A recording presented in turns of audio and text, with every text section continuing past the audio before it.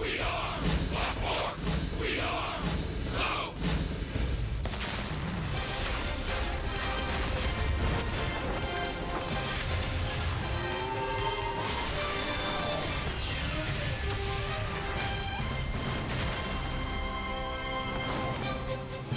Welcome to summer in the South at SunTrust Park. A hot, sticky summer Sunday as the Braves and Mets wrap up a 4-game series. Our third game in 24 hours. Should be a lot of fun. Glad you're with us on a beautiful day for baseball. Hi again, friends. Chip, Joe, and Tom. Final game of this homestand for Atlanta. A chance to split the 4-game series with the New York Mets. Pitching, and more pitching has been the story of the first 3 games so far, fellas. Yeah, Jaime Garcia's been pitching great for the Braves. He's going to try to make this an even series by winning today. All he needs is a few runs to work with. He's pitched great. His last 4 starts, you see an excellent ERA, but very little run support. Maybe they can get some today off Seth Lugo. Yeah, could have a much better record with those numbers. But yeah, the Mets, as we've talked about, are slowly getting more and more healthy. Today, another guy comes back. Seth Lugo pitched real well for them the second half of last year. They're excited to have him back, and another step in the right direction for them in terms of getting all of their personnel back on the field. So we'll see what happens before a packed house here at SunTrust Park. We wrap up the series with the Mets. We could use Mr. Freeze. It's hot, it's steamy. We'll see what happens in Game 4 with lineups and first pitch right after this.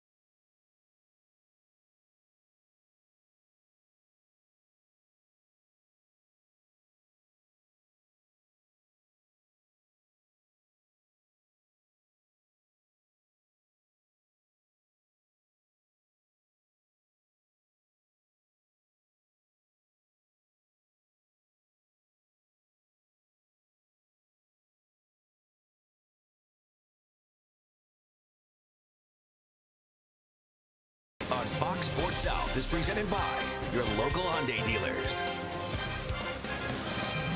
Just about time to play ball here at SunTrust Park. It is a beautiful, partly cloudy day in North Atlanta. Let's check out the weather conditions. First real muggy afternoon here in the home of the new Braves. 69% humidity. Feels like 93 degrees down on the field. There is a breeze out of the southeast at 5 miles per hour. So hot, sticky weather. We'll see how the ball travels here at SunTrust Park. Hopefully Jaime Garcia will have that patented ground ball action working in Game 4. Making his 12th start on the year, 2-4 on the season, but has been good, real good lately. Last 4 starts, 1-2 with a 1.23 ERA. So as Joe mentioned, not a whole lot of run support, so hopefully that'll change today. Yeah, that's part of his Ford keys today. to pitching success. He can be very successful today if he just pitches the way he has been and gets a few runs to work with. 3 times recently he went 8 innings, 7 innings, 7 2/3, lost all 3 games by scores of 3-2, 2-1, and 2-1. Downdraft, that has to do with his breaking ball. He has a tendency to leave that breaking ball up a little bit. He needs a little downshoot today. Keep that breaking ball down. And on a hot day, we'll take any kind of draft we can get, quite frankly, here at SunTrust Park. A look at the Braves defensively. Johan Camargo swinging a hot bat, so he gets the start at third base. Tyler Flowers is behind the plate. Kemp, CRT, and Markakis, as you'd expect, ring the Atlanta outfield. Braves start play today at 27-34. The Mets at 27-33. See if Atlanta can win today and split the series, split the homestand before heading off to face the Nationals. Terry Collins' New York club swinging the bat very well. 12 runs in the doubleheader for New York. As you heard Rebecca say earlier, no Cespedes for this game today. He is available to pinch hit. Michael Conforto is going to lead off and play left field in game 4. Conforto 0 for 9 in the series, 0 for his last 14 overall. But he is getting on base and is scoring runs. See if Garcia can control him. First pitch is whacked toward left. Kemp on the run, still going, will not get there. It's high off the wall, and Conforto snaps his hitless streak with a first pitch double that almost sailed out of here. Well, that's a rare extra base hit from a left-hander against Jaime. Fastball right there, trying to get strike 1. Lefty's only hitting .212 off of him.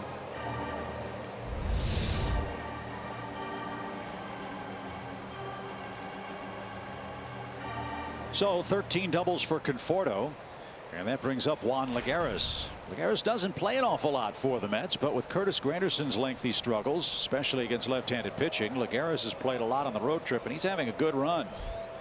7 hits in 15 at-bats against the Rangers and the Braves.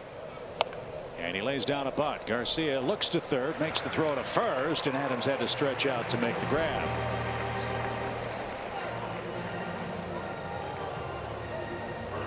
So the sacrifice works. Here's Wilmer Flores.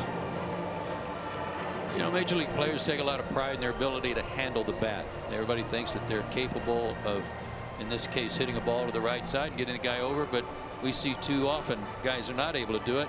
And I applaud Lagares for just saying, hey, I'm going to get the bunt down and get us a run in. Yeah, take the guesswork out of it. Take the easy way, lay down a good bunt, made it look easy. Job accomplished. And as hot as this guy has been, even if Wilmer Flores makes it out, there's a chance the Mets could score a run here. And getting Flores out has been a big problem for the Braves. He was 6 for 9 in the doubleheader yesterday, and has absolutely destroyed left-handed pitching all year. So we'll see what gives in the first inning for Jaime Garcia here. Those 6 hits have come in his last 9 at-bats in this series too.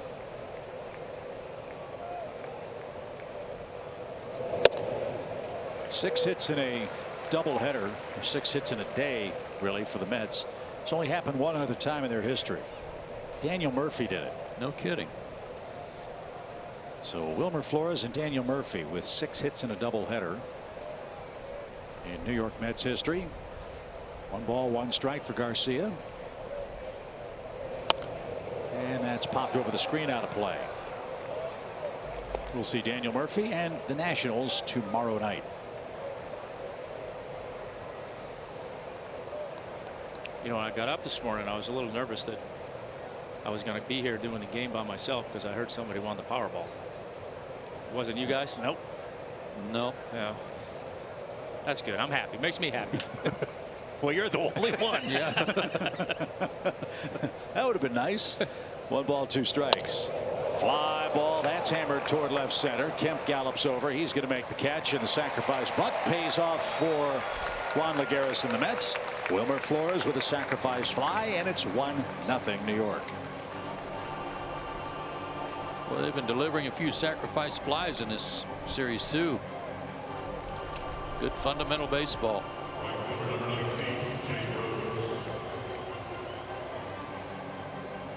Well, offense has been a problem for New York. It's understandable with Cespedes missing so much time. But it looks to me, guys, like that grand slam from Cespedes in the first game of the doubleheader. All of a sudden, there's a little more swagger in that Mets dugout right now. Well, that, and like we keep talking about, they get a little bit healthier each day, so that certainly is reason for optimism as well.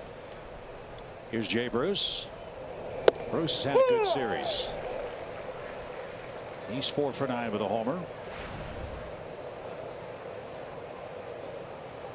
He's hit 4 homers in the last 6 Mets games, and he loves hitting here. Jay Bruce has 16 homers. 3 of them have come at SunTrust Park, and don't forget, 1 of them was washed away in the rainout that forced yesterday's doubleheader. Low breaking ball, low ball hitter, and pretty much just golfed it out off Matt Whistler, who had been pitching great.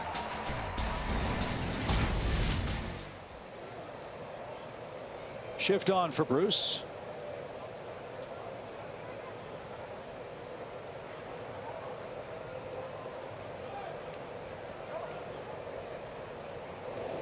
And a swing and a miss. Well, the Mets cash in a double on the first pitch of the game, a sacrifice bunt and a sacrifice fly, and they give Seth Lugo a first inning lead.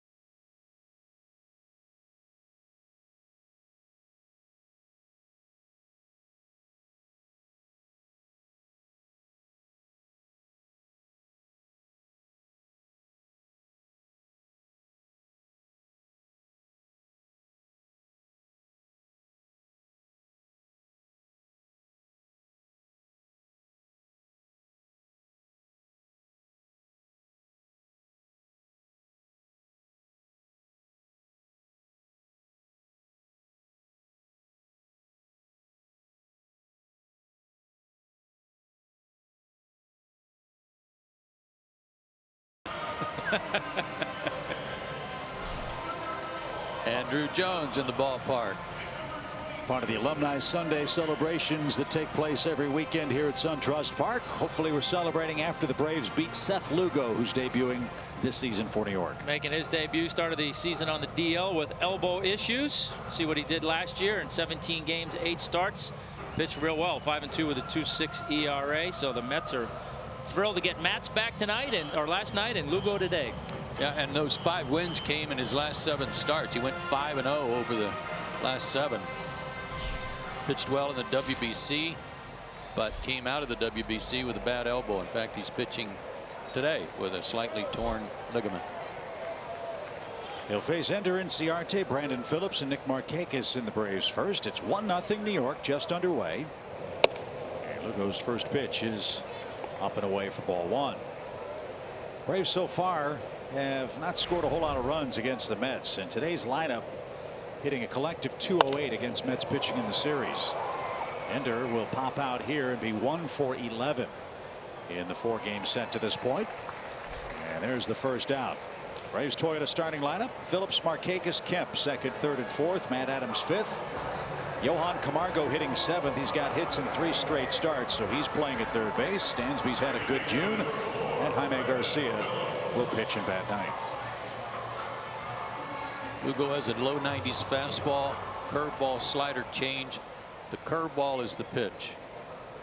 It was noted by some mathematician genius that he has the highest spin rate of any curveball registered over the last 2 years.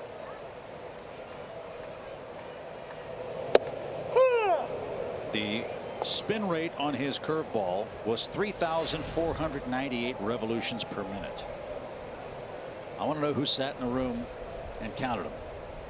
Well, if it took a minute to get there. Good point, Joe. 0-2 for Phillips. It's a big old arcing curveball. Again, had I not heard that, I wouldn't have known he had a good curveball just by watching.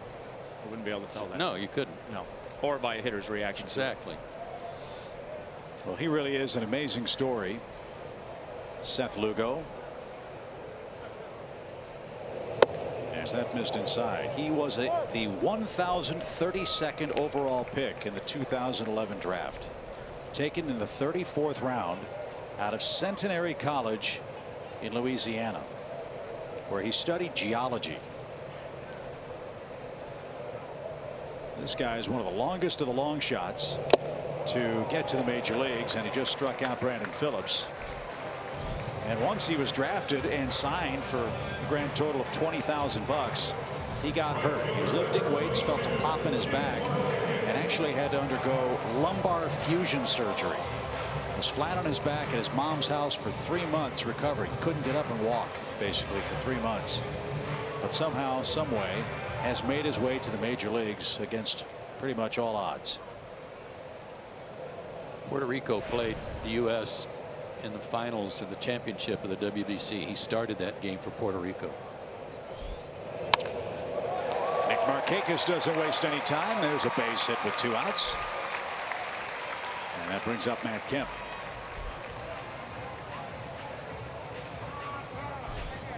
Nick just keeps on keeping on. His second hit of the series. But you're right about the lack of offense in this series, Chip. Inciarte now 1 for 11. Markakis before that hit was 1 for 10. Adams 1 for 10. Even Tyler Flowers is looking for his first hit in this series. And for Braves offense, it's been swinging the bat so well in this park. Just 8 runs in the last 4 games. Hopefully that'll change today. Matt Kemp, the batter. Matt 3 for 9 in the set. Hitting .325 for the year.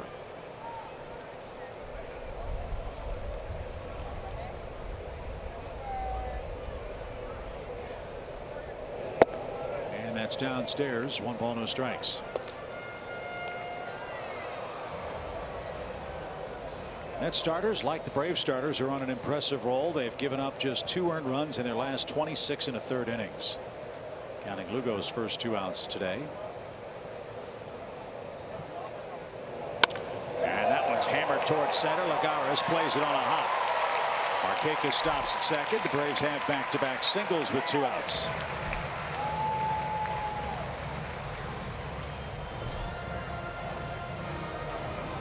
Just a little more like it. Fastball had a spin rate that was doubled when it came off the bat into right center field. That would be 7,902.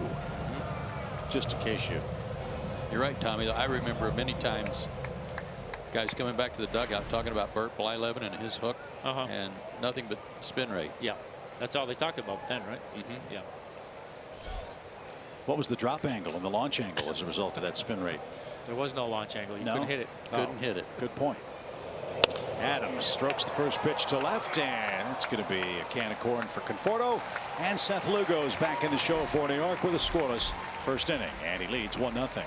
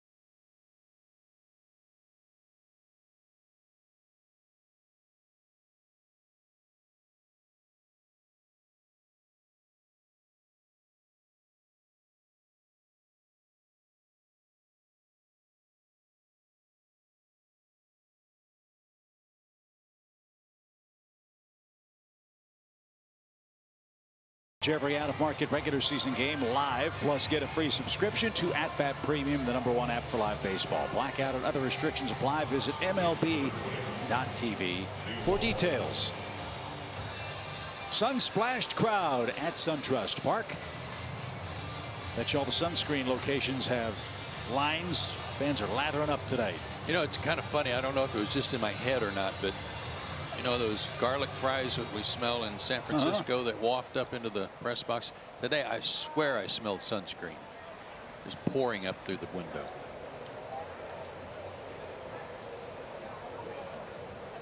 It's probably Nate, our home camera operator. That's a great feature of the park. They've got suntan lotion station set up all around the concourses here at SunTrust Park. As that one bounces up there, almost picked off Tyler Flowers. 1 ball, no strikes for Neil Walker, the Mets second baseman.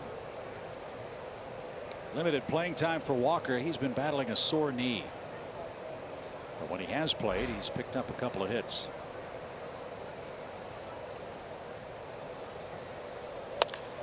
In the air, pretty well hit. Markakis, though, is going to have room shy of the track. And there's out number 1. Great deal of respect for the players, coaches, the staffs. 3 games in a 24-hour period is not an easy thing to do. And to see the kind of pitching we've seen is, I think, even more impressive. Starters have done an excellent job for both clubs by and large in the first 3 games. Mets trying to desperately scratch and claw their way back into relevance in the East. Braves trying to salvage a split for the homestand today. Cabrera hits and takes a strike. As a player, I never minded it. I took it as a challenge. Like Dansby has been in every inning over the last 24 hours. I took it as a challenge to be ready to play, do your best, and get after it. And when you start it, you're thinking, man, we can get 3 wins real quick. Yeah, that's what the Mets are thinking. The Braves are trying to say, well, we're going to slow that train down today behind Jaime Garcia. I don't know, Tom, if the pitchers felt a bit of an advantage because you're going out with a little more rest than some of the guys. Yeah, a little bit. You know, like I say, a little bit of fatigue for some of the hitters. Wow, Cabrera lost the bat as he swung and missed. I mean, I've seen guys pinwheel the bat off the screen or flip it over toward the batting cage. That one, the batting circle. This one he just dropped. Oop, down it goes.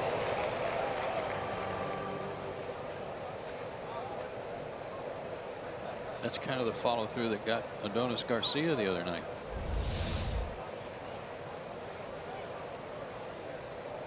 One ball, 2 strikes. And it skipped up. It's an even count. Also, big props to the folks here at SunTrust Park. Yesterday was an extremely busy day. They had a 5K road race before the game. We had the doubleheader, quick turnaround with the split gate, concert afterwards. There are a lot of folks who put in a lot of extra hours to get this place back in pristine condition. And the park looks beautiful. That one's lined to third by Cabrera. Camargo, Johnny on the spot, makes the play, 2 outs. Or actually, Yohani on the spot. Yeah. Well, hanging breaking ball, caught a break.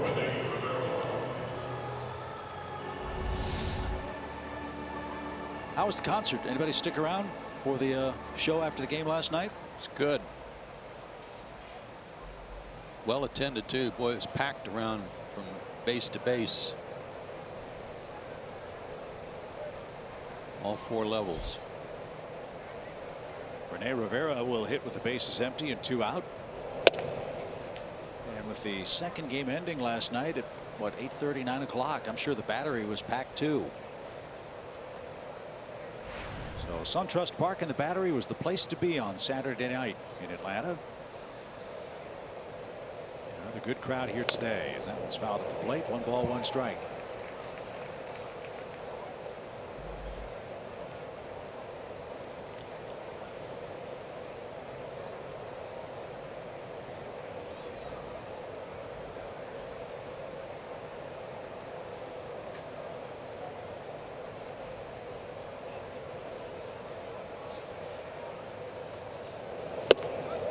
Swing and a miss. He's got a good fastball.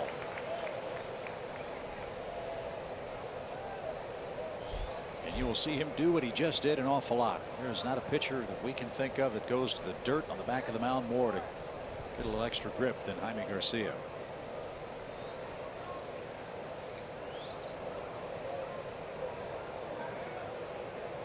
Now the 1-2 pitch just missed.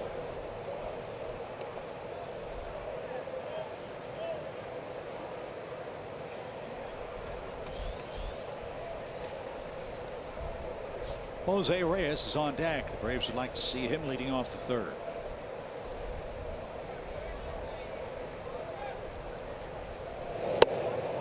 And that's exactly what will happen. Nasty pitch from Jaime Garcia. That retires the Mets in order in the top of the second. It's time for the racetrack home run inning.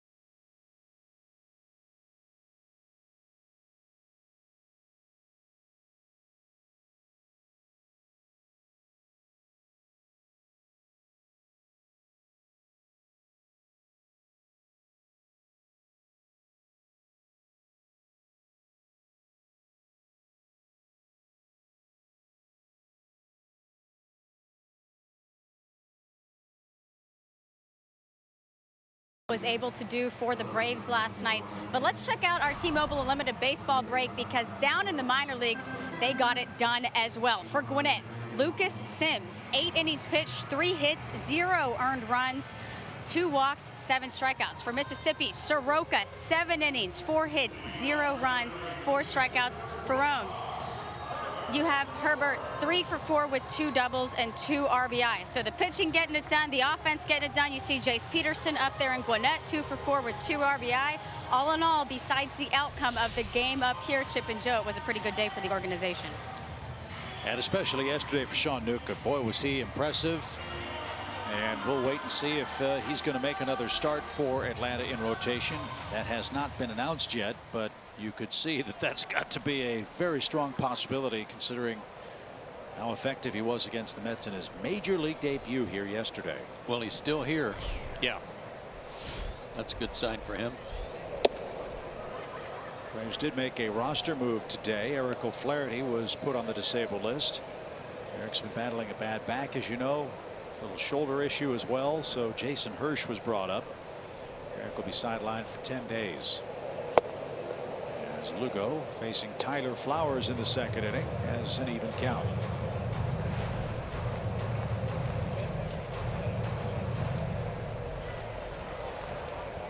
Braves are in the middle of a stretch of 18 of 21 games at home.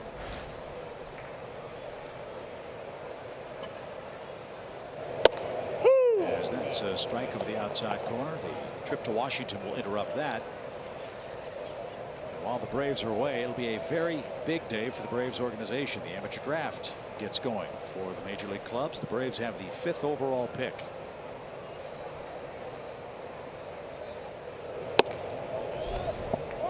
Really enjoyed having Brian Bridges join us in the booth during the homestand. As John Hart said downstairs, this is like Christmas, your birthday, and New Year's wrapped in one. If you're a scouting director, general manager, front office person.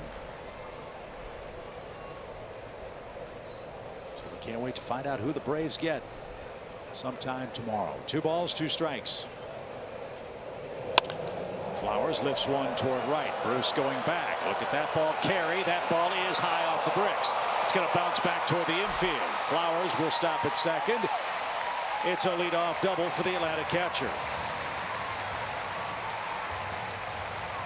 That was a heck of a play by Bruce to recognize it was over his head, but then the hard bounce off the bricks. He couldn't stop that, and Flowers is at second base. I love the crowd noise. It just kept growing, like it might be, it could be, and almost was. Yeah, ball just kept carrying, and it's high off the brick, and nice start to the inning, leadoff double. Joe, you ought to use that. I've never heard that before. It's something I've been working on. I could make a good call for somebody somewhere along the way. Here's Johan Camargo hitting 280. See if he can get Flowers to third base. He can. Ground ball. Great stop by Flores. And it's a productive out for Johan Camargo. Runner at third for Dansby Swanson. One out. I think Flores, boy, he's not even a first baseman, but he's made a couple of great plays the last 2 days to save runs. Well, if he keeps doing that, he might be a first baseman. Yeah. I sure like Camargo. I keep saying that. He's doing a lot of good things. Got robbed there. So that good play means if Dansby Swanson hits a ball on the ground up the middle or a fly ball of depth, Atlanta could get the game tied. Dansby's knocked in 8 runs so far in June. He's got 13 hits, and his average continues to climb. Fly ball that's well hit toward left, but Conforto is going to make the catch shy of the track.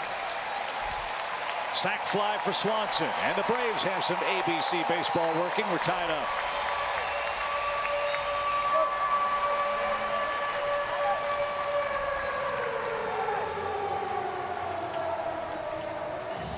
Nothing a manager likes better than to see his players execute something like this and get that run in. Yep. Baseball basics. Look for a ball up. You can drive to the outfield at a minimum sac fly, and that's exactly what Dansby got. With the ball in play, and like I say, a little ABC baseball. Good to see. 27 RBIs for Swanson. That is the 3rd highest total on the club. A liner that Cabrera can't handle. Jaime Garcia's got a hit. That's 4 hits for the Braves. Dude can hit his 3rd of the year, including a double.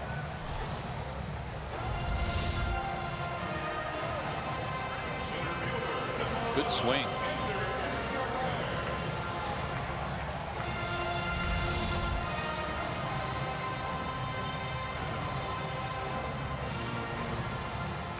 So the second time through the order for Lugo now. Ender Inciarte popped up in the first inning.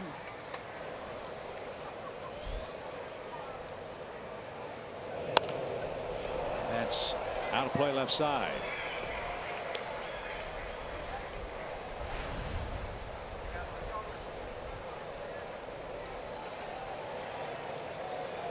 Four hits already for the Braves in the first 2 innings.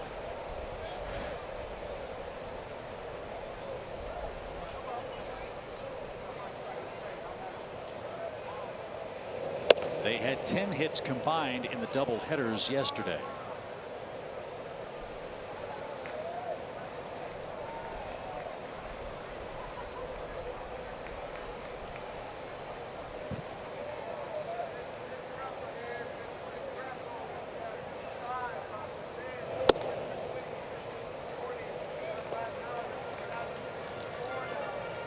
'77 hits for Ender Inciarte, 4th most in the majors, 3rd most in the National League.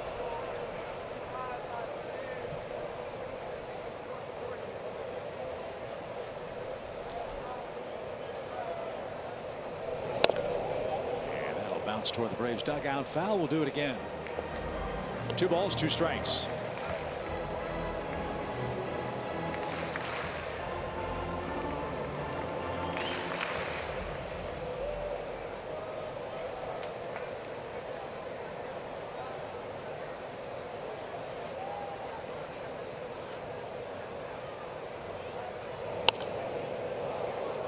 Lugo was a terrific athlete in high school in Louisiana, played different sports.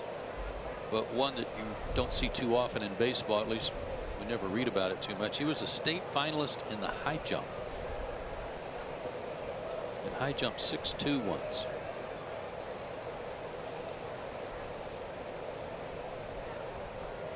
Two pitch. Tommy, he's teeing it up for you. Good point. He's an athlete, Joe. I was headed more toward that lumbar fusion thing.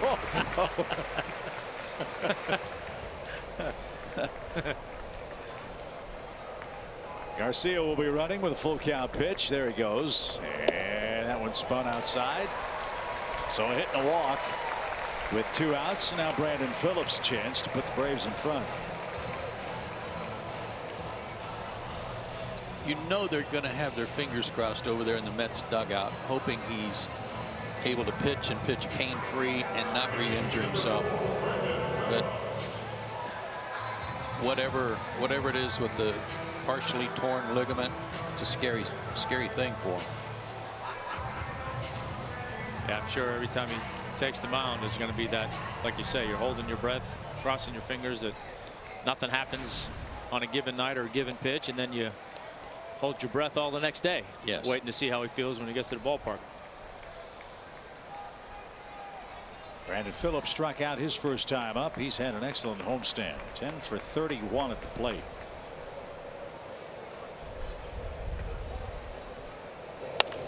And he pops the first one up. Flores, Walker. It's going to be a catch by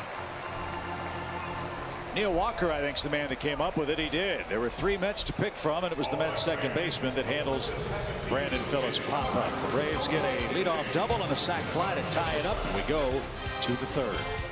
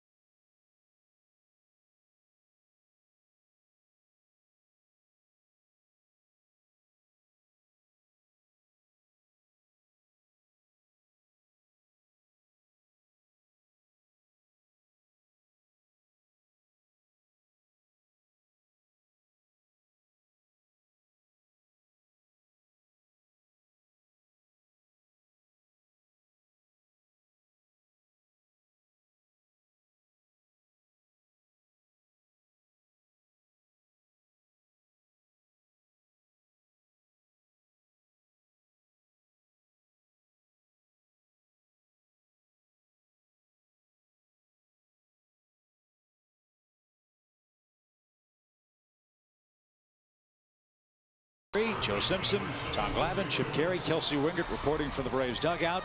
Jaime Garcia has been given a tie game thanks to a Dansby Swanson sacrifice fly. In the 3rd, Reyes, Lugo, and Conforto are coming up for the New York Mets. Can't think of what to get your dad for Father's Day? Well, get him a 4-game plan and pick all the games he'll want to go to. Bring him to all 4 post-game concerts, get all 4 remaining bobbleheads, or even pick his favorite matchups over the final 4 months of the year. Go to Braves.com/4game and get your dad's gift today. Next chance you'll have to bring Dad to the ballpark is June 16th. That's Dansby Swanson bobblehead day. That's the first of 3 with the Marlins. The Giants come in for 4 games, the 19th through the 22nd.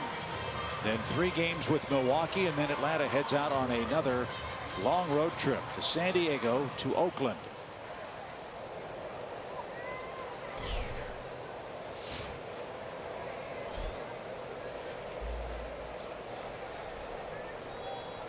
So a new game for Garcia. Reyes digging in.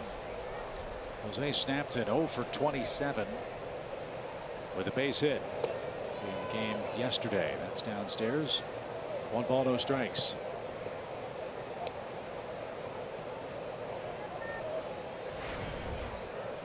And he's hitting just 184.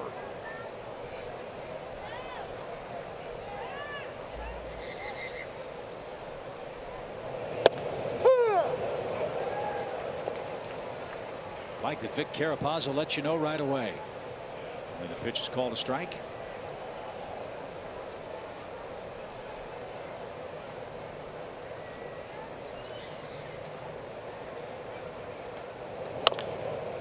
That's foul at third. Of course, if you're working in a crew with Tom Hallion, you better have a distinctive strike 3 call. Tom's is one of the best.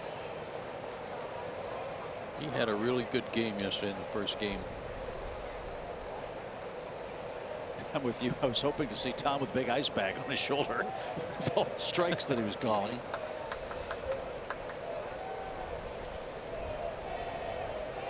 Tom's out at second base. The pitch to Reyes is a little number hit toward Brandon Phillips. He'll flip to first in time. And Garcia retires Reyes. Here's Lugo.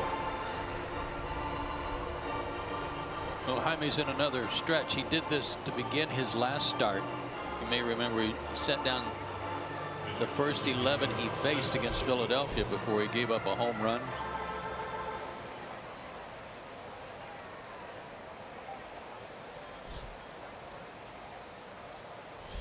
And has set down everybody since the double by Conforto. Line towards center. Ender on the run. He's still going, and that's over his head. You almost never see that. And Seth Lugo doubles on the first pitch. The reason you don't is because he doesn't play everybody as shallow as he would a pitcher who's getting his first at bat of the year.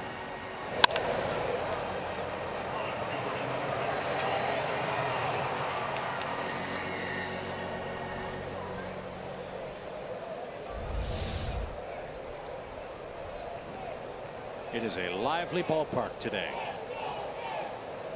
Yeah, that one had some carry to it too.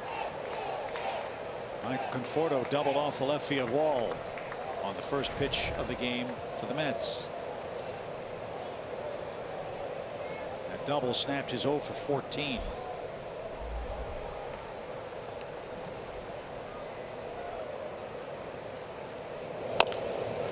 That's rolled toward first, right at the bag. Adams has it. Easy play. Runner to third. 2 outs. That's exactly what makes Jaime Garcia so effective in this park. He has the ability to get the ball on the ground in critical spots. That's a big out. Good pitch. Fastball, 2-seam fastball in, running in on Conforto and jammed him. A nice little ground ball. One more man to get. That's Lagares, who laid down a sacrifice in the first. Mentioned Lagares has got a home run on the road trip that came in Texas against his former teammate Dylan G, who's now pitching for the Rangers.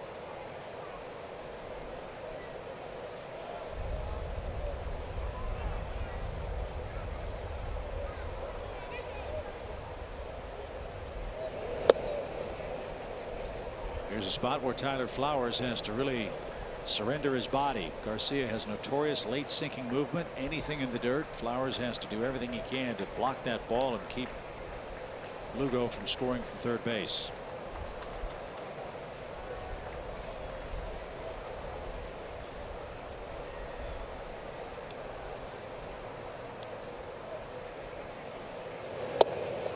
How did he catch that? With his thumb, I think. That ball just took off.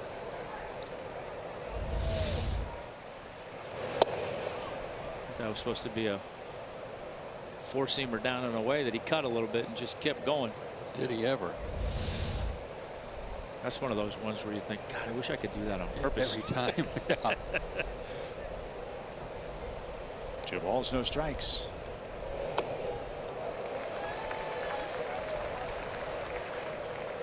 Lagares mad at himself. Would not have been a strike, but he swung at it. I like that. I mean, that's a situation where you got a guy 2-0. Obviously, he's looking fastball. You know, it's so often pitchers, when they think a hitter's looking for a pitch, they're afraid to throw that pitch. They try to trick him with something else. But the flip side of that is you can throw him the pitch that he's looking for and feed off of that aggressiveness, but throw it in a spot where he can't do anything with it. And that was a great example. In fact, got the fastball he's looking for, but it was down out of the zone.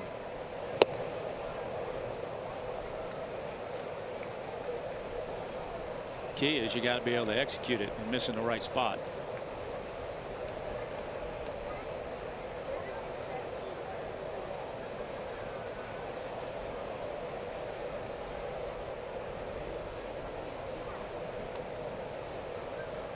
Three balls and a strike. And a ground ball. Camargo dives. Can't get it out of his glove. And all hands are safe. So the Mets take the lead on an infield hit from Juan Lagares. Tough break for Garcia. He got the ground ball he needed. But Lugo scores to put New York in front. And with Johan's arm, there's no question in my mind, from that knee, he could have thrown him out.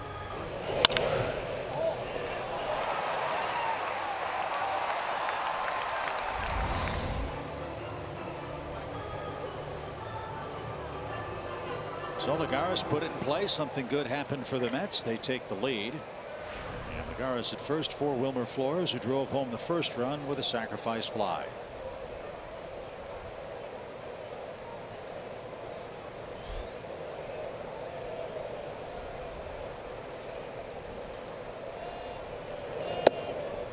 Strike outside corner.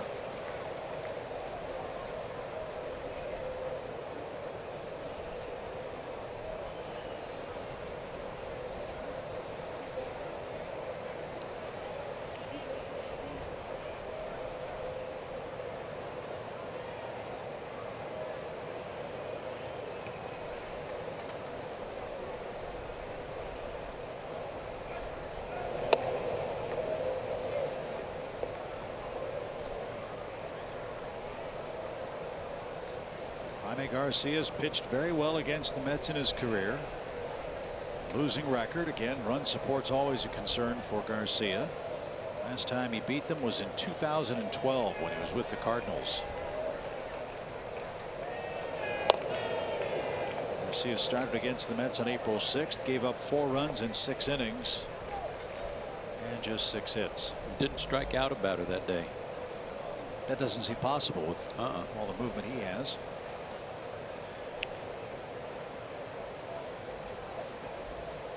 But he's ahead of Flores. A ball and 2 strikes.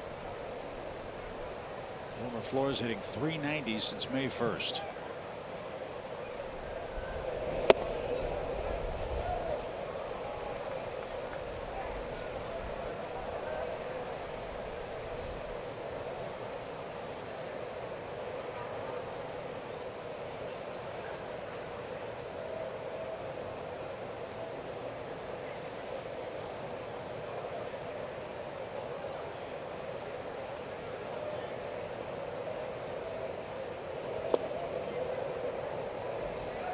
He didn't chase. Full count.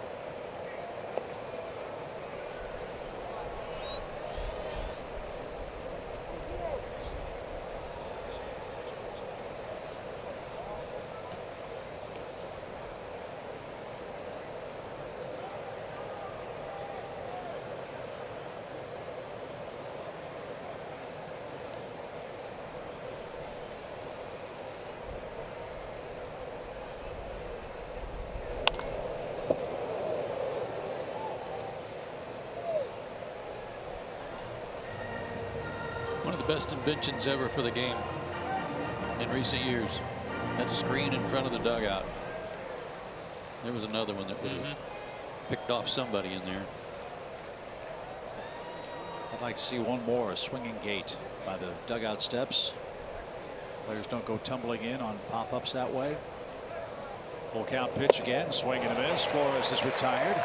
And the Mets pick up another run to take the lead. An infield hit for Juan Lagares puts Seth Lugo back in front. In fact, Lugo scored the go-ahead run.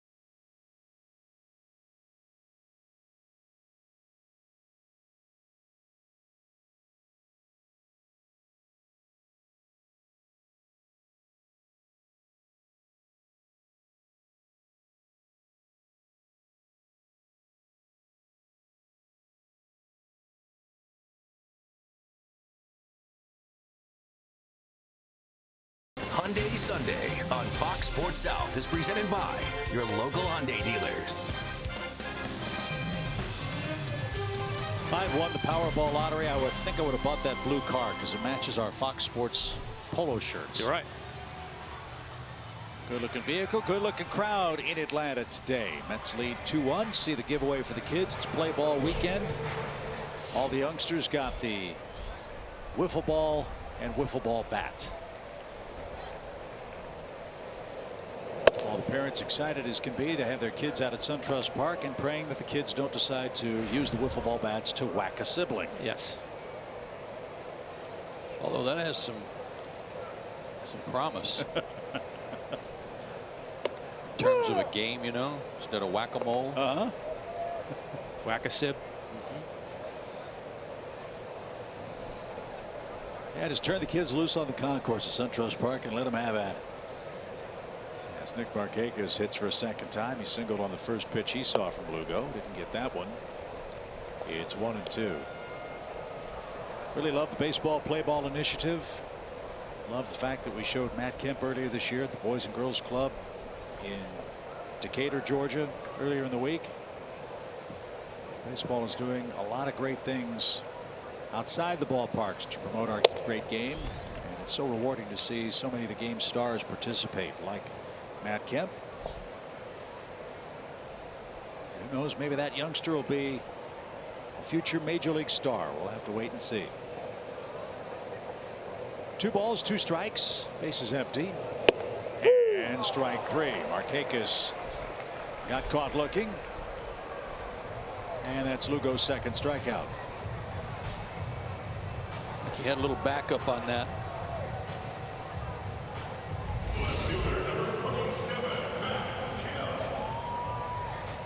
Little tailing action. Perfectly placed pitch. Matt Kemp singled as well and was stranded in the opening inning. Matt got kicked out yesterday. Didn't like Phil Cuzzy's strike zone. 14th time Kemp has been ejected as a major league player.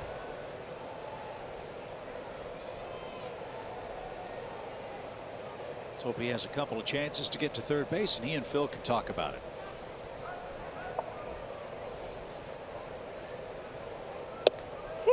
There's the breaking ball. It's a beaut. 0-2. It was down to about 2,900 revolutions to me, though. Yeah, didn't have that real hard snap. Maybe this next one.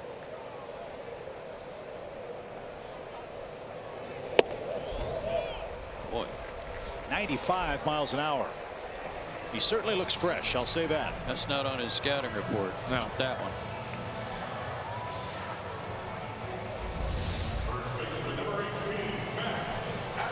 Well, as Tom keeps saying, and he's right, the Mets slowly but surely are getting healthier by the day. And the first place they have to get healthy is in their starting rotation. That was supposed to be the overwhelming strength of the Mets ball club. I know that Joe and I talked about that in the spring. When healthy, we really like this Mets team with DeGrom and Harvey and Syndergaard and Wheeler and Steven Matz. Their projected 5-man rotation. It obviously hasn't worked out that way. And who would have thought that on June the 11th, the Mets would have used 11 starting pitchers this year? Not me. No, I mean, they certainly didn't think so. Although somebody did. I remember hearing somewhere, I don't know where it was, somebody saying to the effect of, you know, those 5 guys, let's see if they can get through 5 turns together at the same time. And I mean, as talented as they are and as good as they are on paper, that's been the biggest problem, is having all 5 of those guys in the rotation at the same time for an extended period of time. Well, and it goes back to what happened last year for them. When those guys would go down, they had Bartolo Colon, or they had Robert Gesellman, or they had Seth Lugo step in. At least in the case of Colon, he was in the rotation. But These guys have had to come in and pitch prominent innings for them instead of being fill-in guys or bullpen guys or emergency guys. And that's been a big problem for Terry Collins. That's whack-a-mole, not whack-a-sibling, but she's getting ready with that baseball bat. That's coming up later in the afternoon. It's 2-1 New York.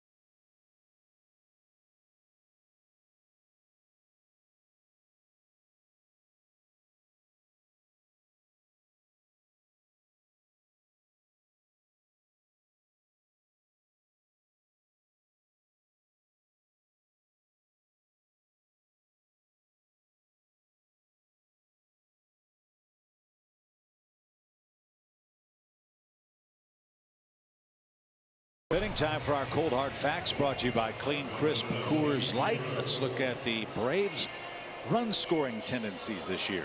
I think this says a whole lot about the difficulties the Braves have had all year long of trying to overcome early deficits.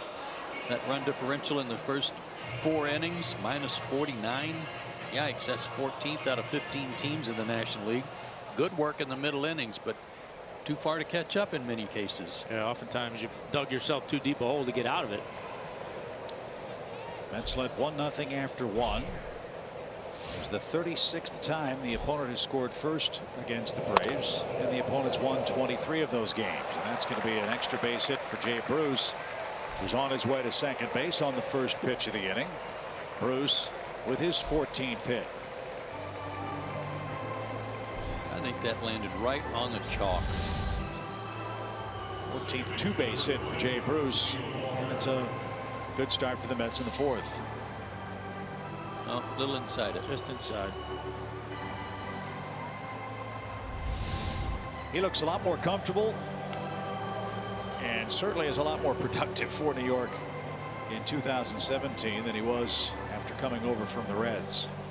And remember, there was talk the Mets were going to try to trade him this offseason. Bet you they're glad they didn't now. Here's Neil Walker. They're doing a good job of getting doubles. 2 leadoff doubles, 1 one-out double.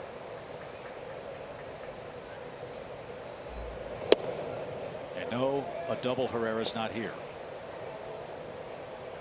He's in St. Louis with the Phillies, and they've jumped in front of the Cardinals 1-0 after getting shut out yesterday. 7-0 behind Carlos Martinez's first career complete game shutout for the Redbirds. Well, he was good.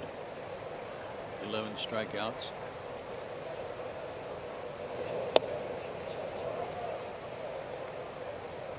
Two balls, no strikes for Neil Walker.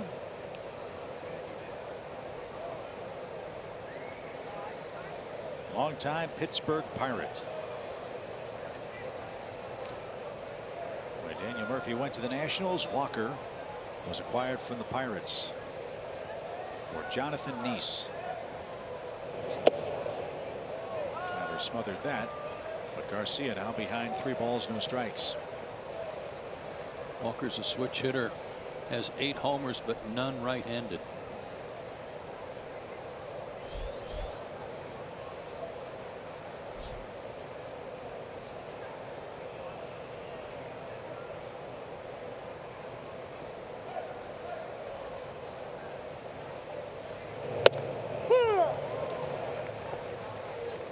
I'd really like to see this guy traded down to Arlington, because then of course he would be Walker Texas Ranger. Is that why you got here early today? Nobody writes down more ad libs than me, buddy. That was very good. 3 balls and a strike. Right there, full count. Yeah, Chuck Norris called me personally and said, go ahead.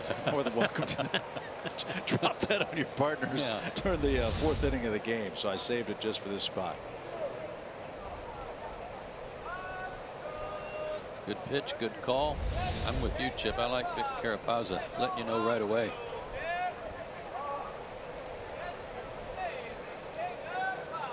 Three balls, 2 strikes. And that just missed inside. So a double and a walk. First base on balls for Garcia. Flowers out for a chat.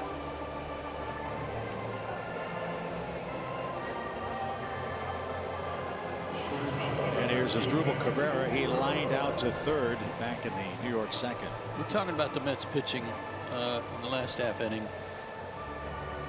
The only guy missing now is Syndergaard out of the rotation. So as we've been saying, they're getting healthy, and one by one, even in this series with Matz last night and today Lugo, provided those guys can keep going out there when it's their turn, even if they go to a 6-man rotation, they can't really complain about their pitching right now because everybody's got a guy out, and whether it's Syndergaard or somebody similar on another club. Yeah, that's 6 pretty good guys that they're having to choose from. Well, we made the point yesterday when Cespedes came back. This was mid-August, I think. They went on an incredible tear offensively, and the Mets played to a .659 winning percentage. Yeah, they got in the wild card. All right. Well, let's say the Mets over their final 100 games played to a .600 winning percentage. If they win 60 games, they finish with 87. I would assume that that would have New York in pretty good shape as far as being in playoff contention, not necessarily getting in, but having a chance.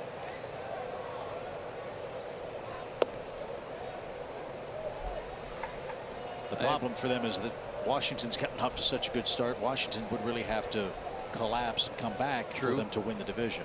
True, but both of those teams need bullpen help. I don't know if Familia will be able to come back before the end of the year. Addison Reed is certainly an able replacement, but getting to Reed might be a problem for the Mets. 1 ball, 1 strike. And fouled away. Not only do the Nationals need bullpen help, they might need a soap dispenser. Did you hear about Coda Glover? Did not. Coda Glover injured his back reaching for the body wash in the shower. Felt something tweak in his back, didn't tell anybody, went out and pitched and gave up the 2 runs that tied the game yesterday. The game eventually won by Texas 6-3. So I could just see the screaming headlines in the New York Post. Watergate 2. 1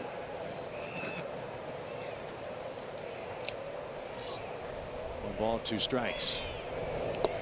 That pops away from Flowers, and the runners move up. The 3rd or 4th time Jaime has really spiked that pitch. So Cabrera couldn't bunt him over. Wild pitched him over. And with nobody out, this is a big mess. 2 balls, 2 strikes.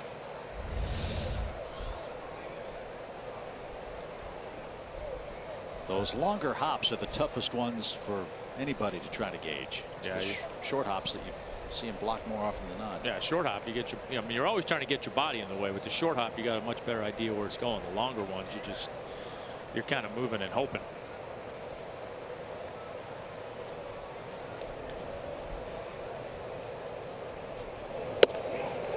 Cabrera didn't get it. There was a stiff fastball and the first out.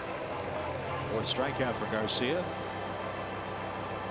And here's Rivera. I understand Coda Glover's predicament, because I'm telling you right now, good fastball, good heater. I'm telling you right now, if I hurt myself reaching for the soap, I ain't telling anybody. No. Yeah.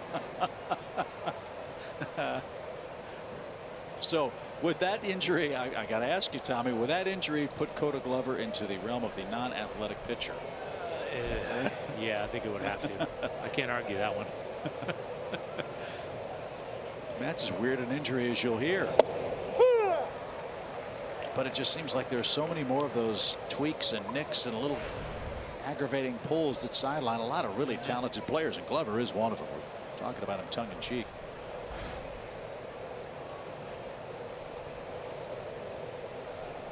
No balls and a strike for Rene Rivera.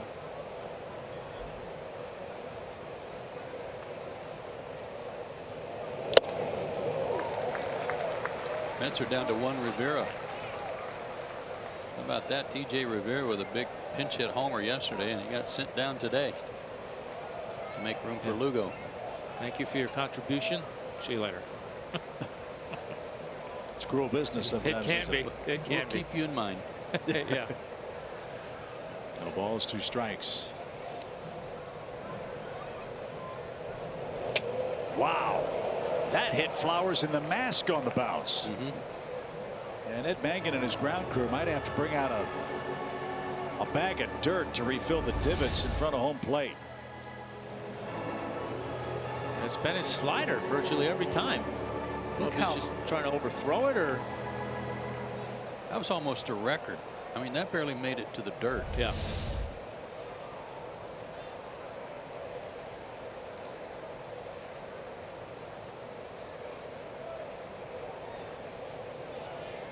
One ball, 2 strikes. Second and third are the runners. The pitch is rolled foul. Mets got a sacrifice fly for the game's first run in the first. Dansby Swanson brought home Tyler Flowers with a sacrifice fly in the second. Lugo doubled in the third inning. Lagares hit a rocket to Camargo at third base. He couldn't field the ball, grab the ball cleanly with his bare hand. Scored an infield hit, and the Mets took the lead 2-1. They're threatening again, this time in the fourth with 1 out. And that's fouled at the plate. That sound you heard on that pitch and on that foul ball, that's exactly what the ball sounded like that hit Freddie Freeman on the hand against Toronto. Listen to this. Exactly like that. In fact, when Freddie got hit, they originally called a foul ball. They had to go to review to confirm that the ball never hit the knob of the bat, but it caught him on the wrist.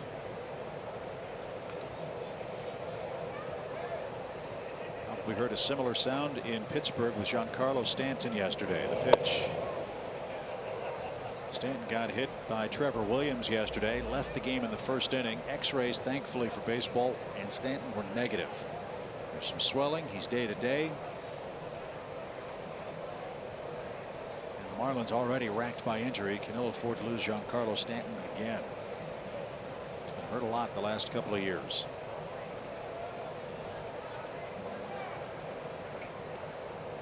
Two and two. Swing and a miss. Rivera didn't get it. So Garcia's pitched himself into a mess. Now he's an out away from pitching out of it. And Jose Reyes, the batter, with a base open and Lugo waiting on deck. Change up and a beauty. Yeah, did a good job with the sliders in, the fastball in, get him conscious in, and then throw that change up and got a big strikeout. So Reyes will be walked intentionally, and the Braves are betting that Lugo's not going to get another hit. He's filled his quota for the season. That was in the third inning when he doubled and scored the go-ahead run.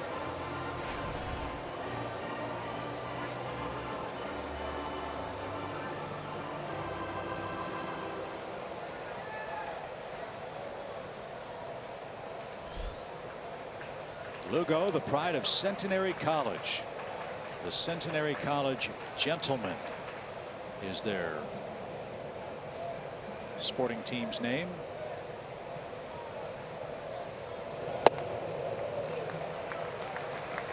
Lugo, one of 6 alumni from Centenary College to make it to the major leagues. One of the bigger names was a man named Cecil Upshaw.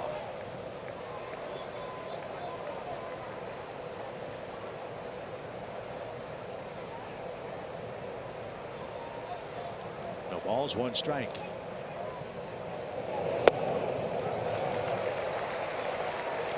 Now Garcia is a strike away from miraculous work. Could really pick up a lot of momentum for his bench. These guys coming in to hit if he can get out of this.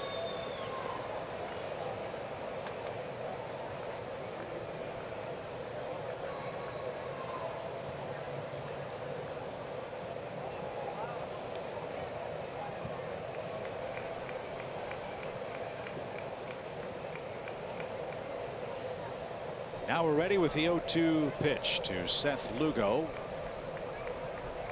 Bruce, Walker, and Reyes the runners. Now we're not ready.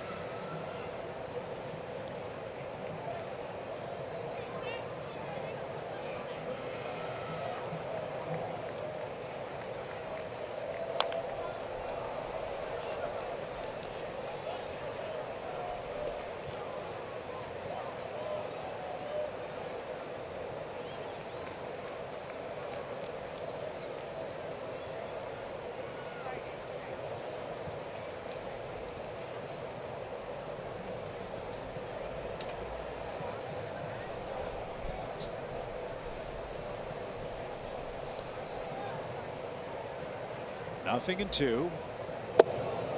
Oh, he thought it was good enough. It was pretty close.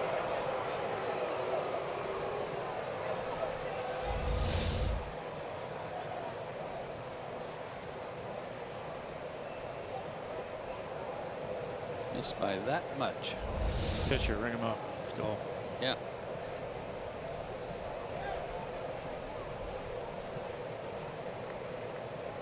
One ball, 2 strikes. Swing and a miss. A run makes score, but the throw to first is going to be in time. So that's the 3rd out of the inning. It's 2-3 on the putout, and it's still a 2-1 New York lead. Thankfully, the ball did not get far enough away from Flowers to keep Lugo from reaching.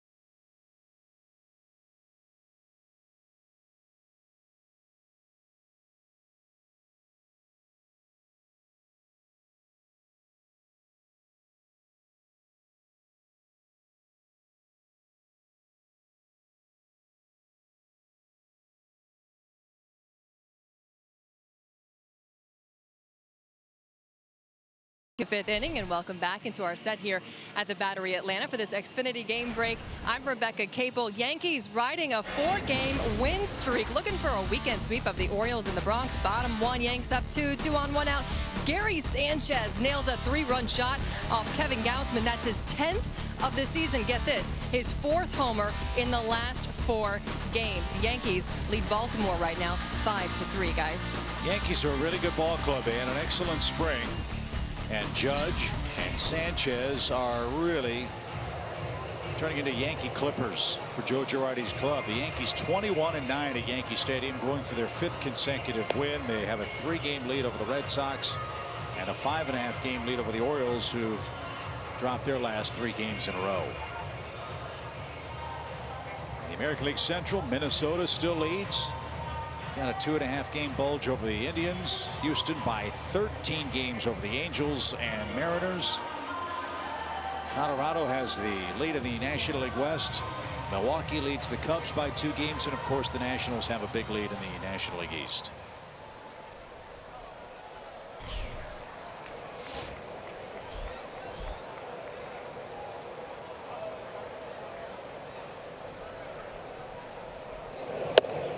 And a strike to Tyler Flowers. 2-1 New York. Well, what a pick-me-up for Jaime Garcia. Just struck out the side in the 4th inning. The Mets had the bases loaded and couldn't add to their lead.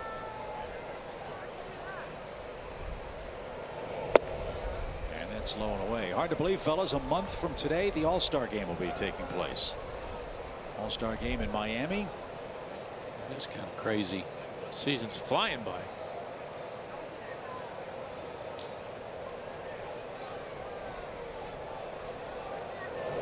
Ouch. The human target, Tyler Flowers, gets popped again. He and Kurt Suzuki. The battered, bruised backstops for the Braves. Flowers plunked for the 11th time. I think that one missed the elbow guard too. Got him up on the high on the left arm.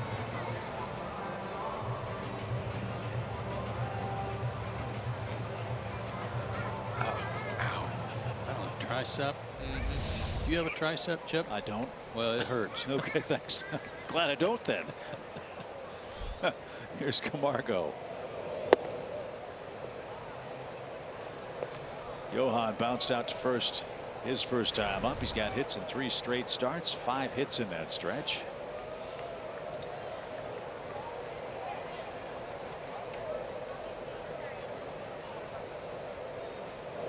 Kelsey had the nice story yesterday about the meaning of the letters on the eye black strips for Camargo, initials of some of Johan's dearly departed relatives.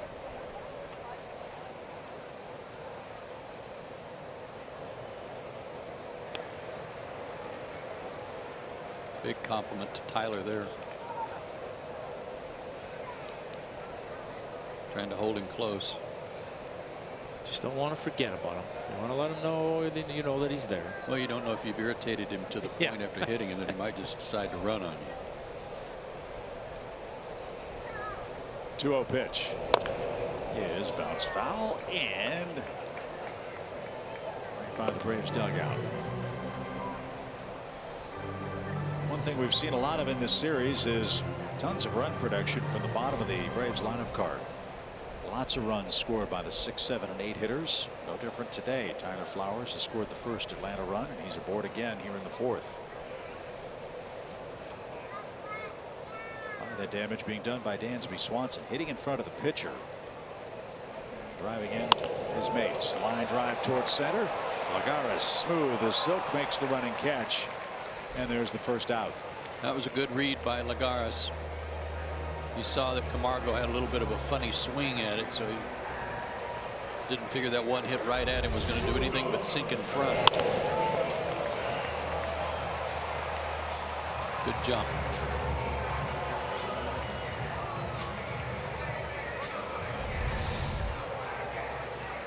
Dansby picked up his 3rd RBI of the series with a 2nd inning sacrifice fly. He's up to 27 runs batted in.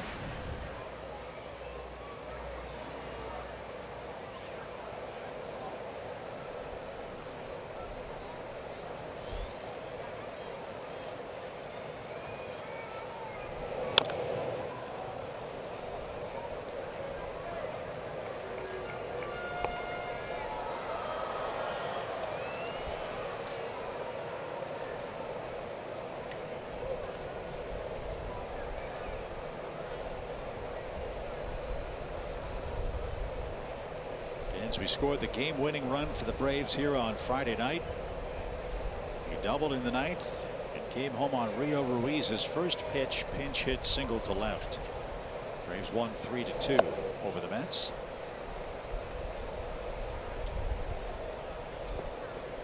Yesterday, New York swept the doubleheader with identical 6-1 victories.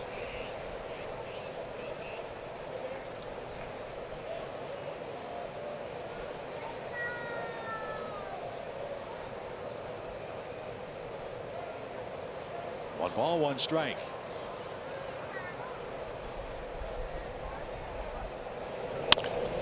That's hit toward third. Reyes got it. Fires to second 1. That's all they get. That was a nice play. Ball was sharply hit. And Dansby's at first. Flowers forced. Jaime Garcia, the hitter. He's already 1 for 1. Very good play on an in-between hop to the backhand.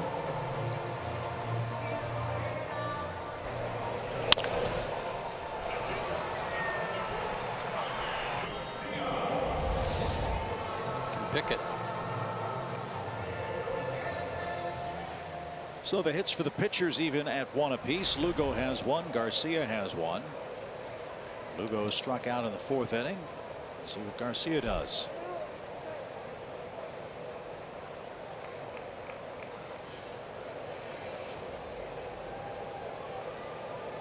Lugo looks sharp. He's thrown 49 pitches, 32 of those 49 for strikes.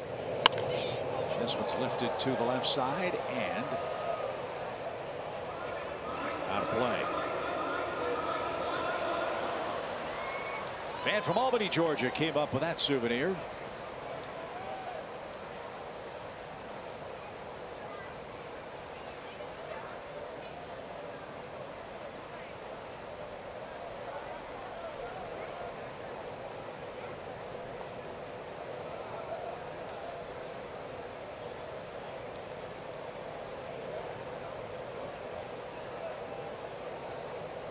I like to say Albany. A lot of folks like to say Albany. Albany. You're in the Albany? Yes. Okay, here's another one for you then. First the 0-1 pitch. Which is smoked to short. Is it pecan or pecan? Pecan. Pecan. Attaboy. Tommy's 1 for 2. Story of our life. We go to the 5th. It's a 2-1 game.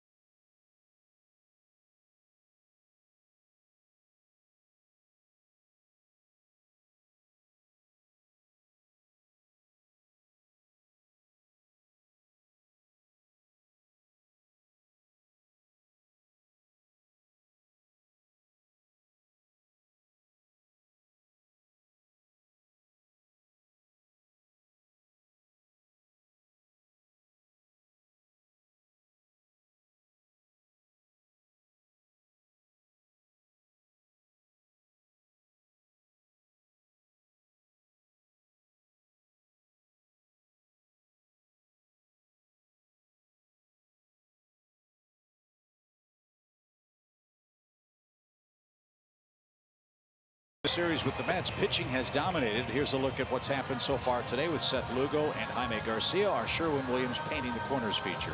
Both guys very sharp today. A couple of walks for Jaime, but he pitched around a walk and 3 doubles today to only trail by 1 run.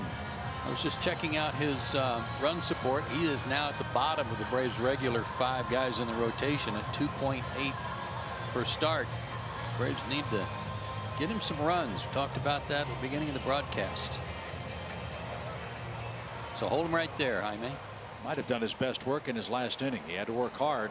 Mets had 2 on, nobody out. Eventually loaded the bases, but Garcia struck out the side to escape any more damage. But now he's got to go through the top of the order. Conforto, Lagares, and Wilmer Flores.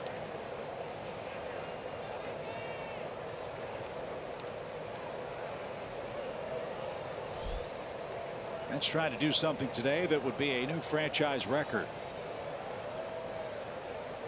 As Conforto digs in. Talked a lot about how this Mets team, when Terry Collins has all of his offensive weapons together, is built to hit home runs. They've done that a lot. Mets have hit a homer in 14 straight road games, tying a franchise record set in 1998.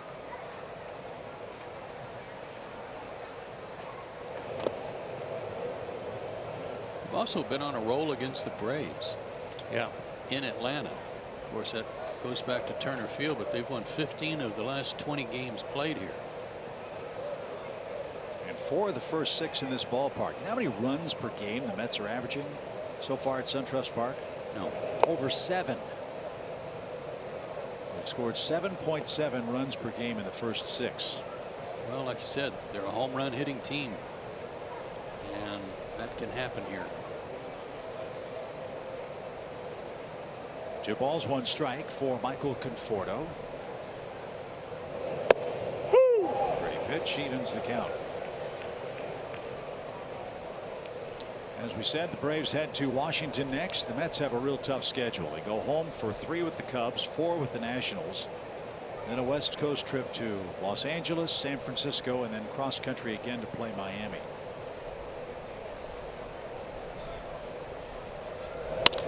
Line the other way by Conforto. Another guy can hit. 2 hits for him. Remember, he was 0 for 14 before today's play, but was getting on base at a .410 clip. He's on twice in 3 tries this afternoon. Big shift on for him, pitch him away, and this guy's capable of doing just that, just taking what you give him. Yeah, you're right, Chip. He 0 for 9 to start play today, but he had walked 4 times and been hit by a pitch in this series.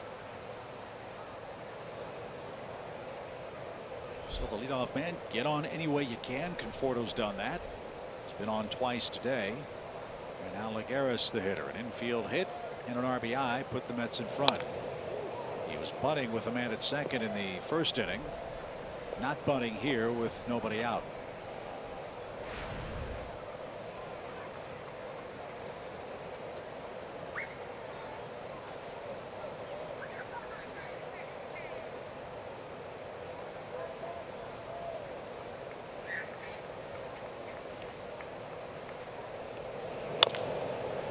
Camargo at third. Nice play. And a strong throw to first. Slightly pulled Adams off the bag. Matt makes the grab and had that arm in harm's way. But he applied the tag to Lagares for the first out. But Conforto at second base. Playing in case he tried to bunt again. He was fortunate that didn't bounce over his head. I cringe every time I see a first baseman have to reach back like that.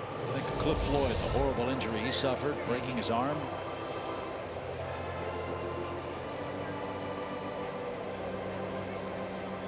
But all's well that ends well. Adams is all right. Conforto at second. Here's Flores.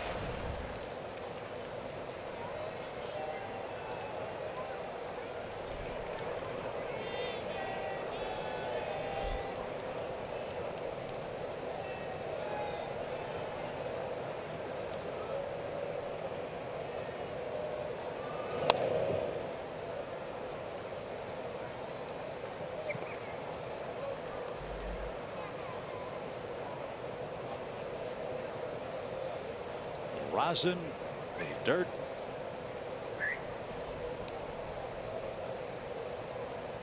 For Jaime Garcia. Now Flores behind in the count. Strike 1.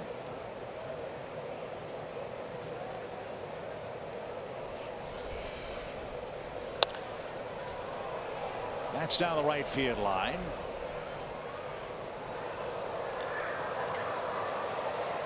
Hey, congratulations. All right.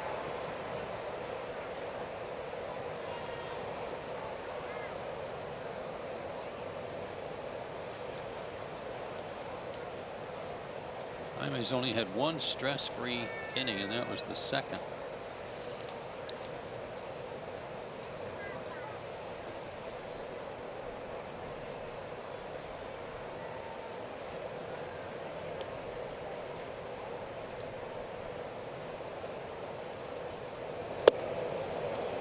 Little flinch behind the plate, but no call for Jaime Garcia.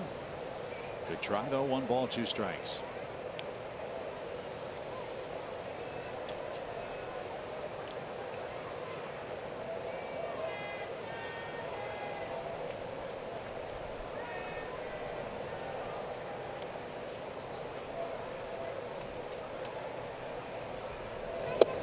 Swing and a miss. Down and in gets Wilmer Flores, and Jaime Garcia's got 7 strikeouts. And he struck out Flores twice. He was red hot. That's a good sequence. Hard in, fastball, just missed the pitch before and took a little off through his cutter there. Started in the same spot, little break, swung over the top, good pitch. 5 of his last 6 outs have come via strikeouts. So runner at second, Jay Bruce the batter. Bruce doubled in the 4th and was left stranded. That's big inning for the Mets, and Jaime Garcia too. 2nd and 3rd with 1 out and couldn't add a run. Jaime wanted that pitch. Yeah, it looked like a good pitch. Asked Carapazza if it was inside. I'm not sure what kind of response he got back.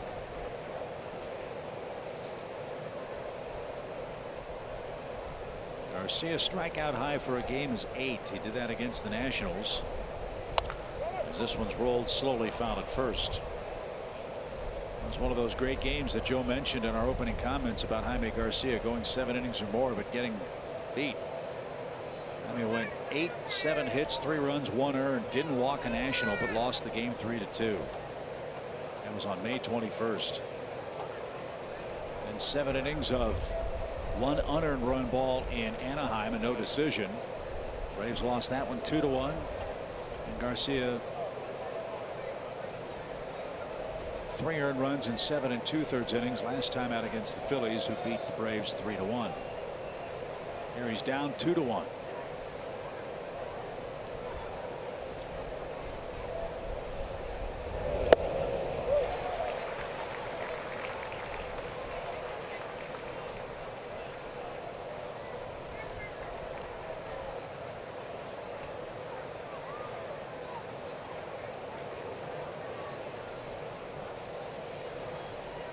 One more strike, and then the top of the Braves order will come up.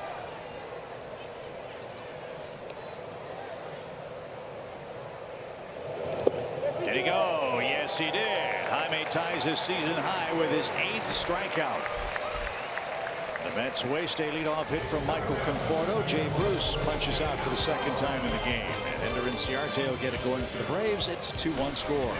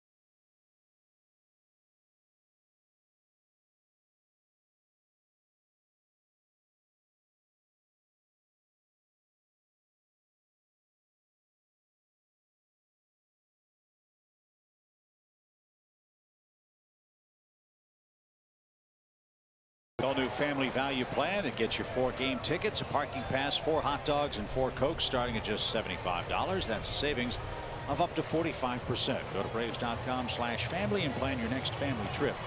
to SunTrust Park. Big hockey game tonight, Tom. Yeah, big one. Yep. Can the Preds make a comeback?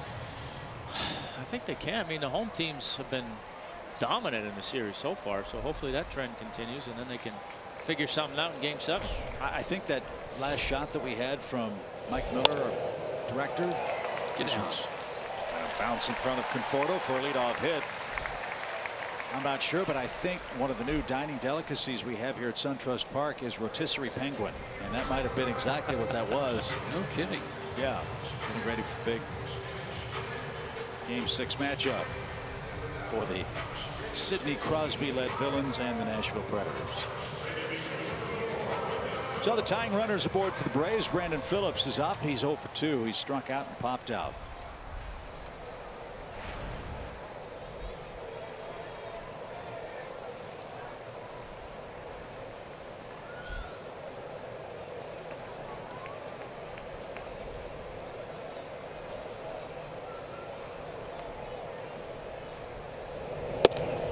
Was there ever a time, Tom, after you signed your baseball contract where you thought, oh boy, I might have messed up here. I need to call the Kings? Yeah, for a minute. I think my first year in rookie ball, I hurt my shoulder a little bit, so I was shut down for a while. And I think at that point in time, I thought, what did I do? But then after that, no, not much. I always wondered what would have happened, and missed it, but knew I made the right choice. Another perfect pitch from Lugo. It's 0-2. Wind picking up now, blowing across the diamond from left to right.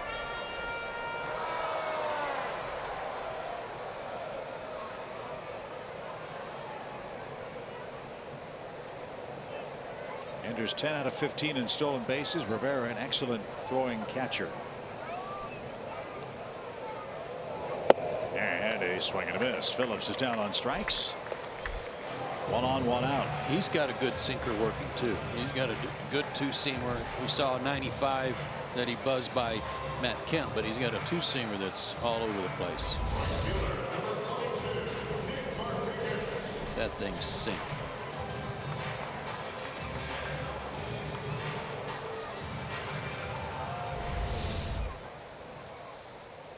Well, if you have a sinker, you can pitch here regardless of whatever the wind does. Pitch anywhere. Nick Markakis picked on the first pitch he saw in the first inning, singled, and then struck out in the third. A ball that came back over the inside corner and up in the strike zone.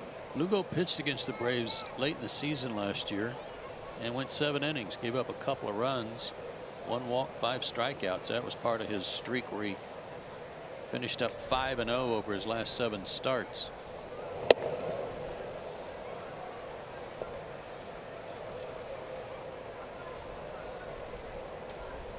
Well, let's face it, without Gesellman and Lugo last year, the Mets don't even think about postseason play. That's true. 1 ball, no strikes.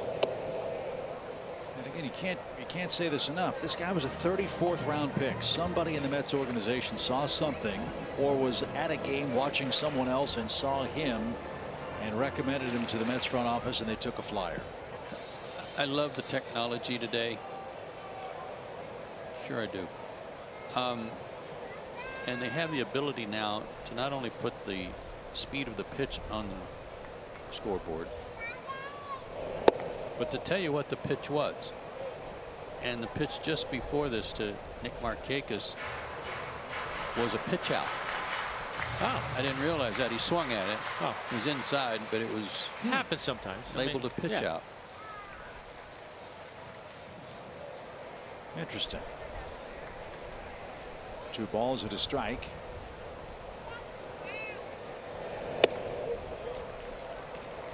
That was a knuckleball, according to the score. I'm just kidding. 3 balls and a strike.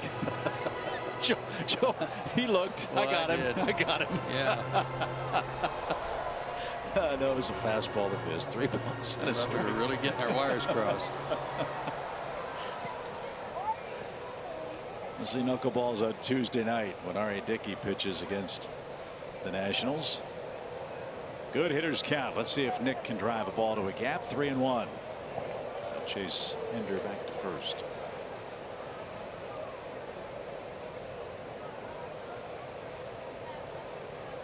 Markakis now 45 hits away from 2,000.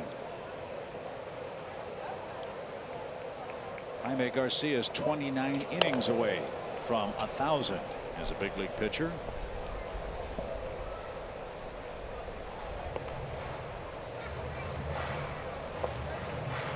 As a hitter on that 3-1 count with 1 out, you like to know if he's running. You like to know that it's a sign to run, not a choice for the runner to decide whether to go or not. Because if he's running, you treat it more like a hit and run. You're spreading out, widening rather your strike zone a little bit, and that's what Nick did there to protect him.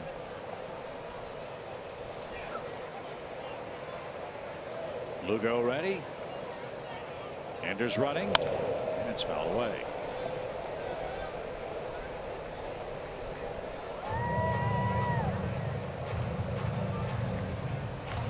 Counting today's game, the Braves have scored 9 runs in their last 5 played.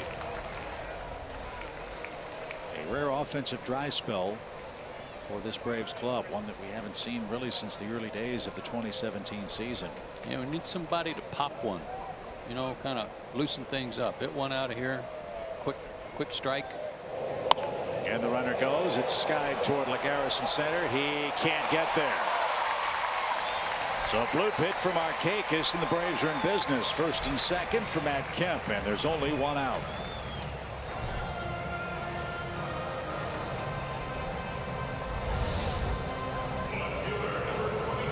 Breaking ball. Had a big swing and it sounded good, but dropped right in front of Lagares, who didn't get a good read on that one.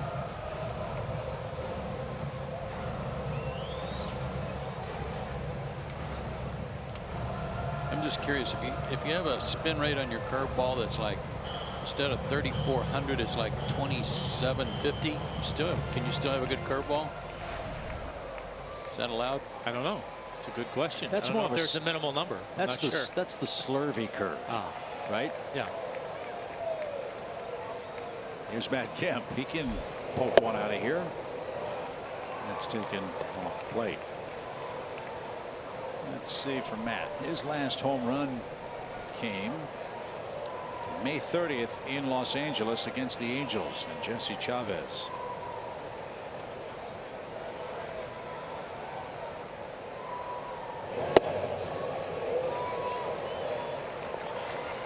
Matt had a great series against the Mets opening up the season. Hit a couple home runs off Matt Harvey, you might remember. And they've been pitching him pretty carefully. They're working the ball away from him a lot.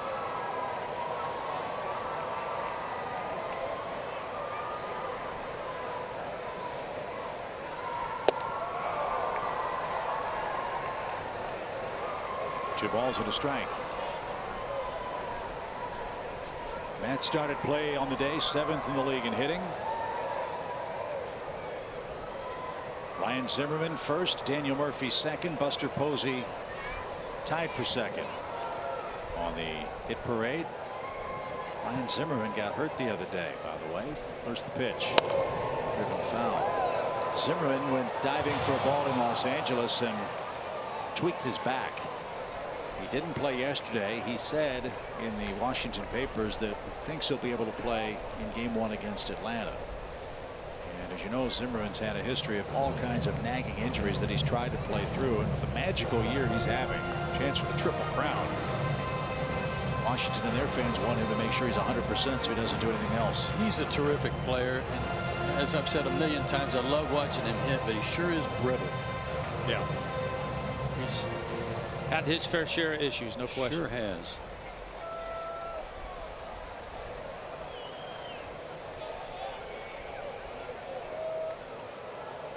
Two balls, two strikes. Whoa, tried it again, didn't they? Tried to get him to chase that high fastball.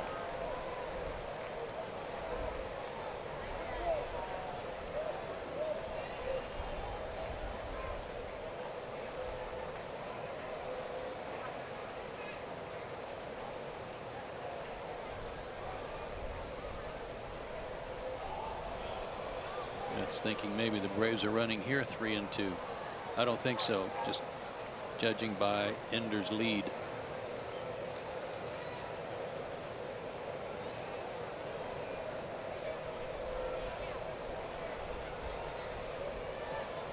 Lugo ready with a 3-2 pitch. 2 on, 1 out. And Kemp takes a walk. So now it's Atlanta's turn to load the bases. The Mets filled them up in the 4th, couldn't score. Matt Adams is coming up with a Brave at every base, and Dan Warthen, the New York pitching coach, is out to give Lugo a breather here. While their bullpen heats up.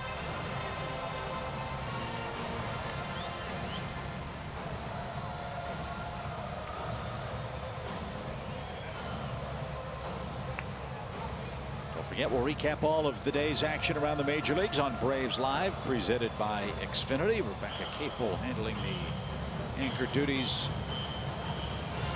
on our set in the Battery, Atlanta. Lugo versus Adams with 1 out. Braves yesterday didn't do much with runners in scoring position. I think they were 1 for 12 in both games combined. It's not like this team. Let's see if Matt can make some contact. At the very least, a fly ball of depth should get the game tied. I like to see him get a good pitch to hit. Sometimes he can be a little impatient here and go after that first one when it's not a good pitch for him to drive.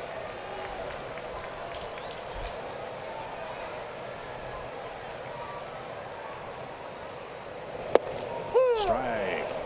Is it hard to remember who's in trouble, Joe, in a spot like this? No, shouldn't be. You should realize that this is a chance for the Braves to really not just tie it up, but take the lead. This guy hasn't pitched all year.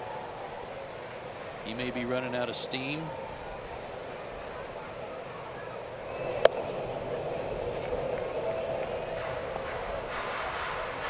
But especially early in the count, look for your pitch. Look for a spot, a location.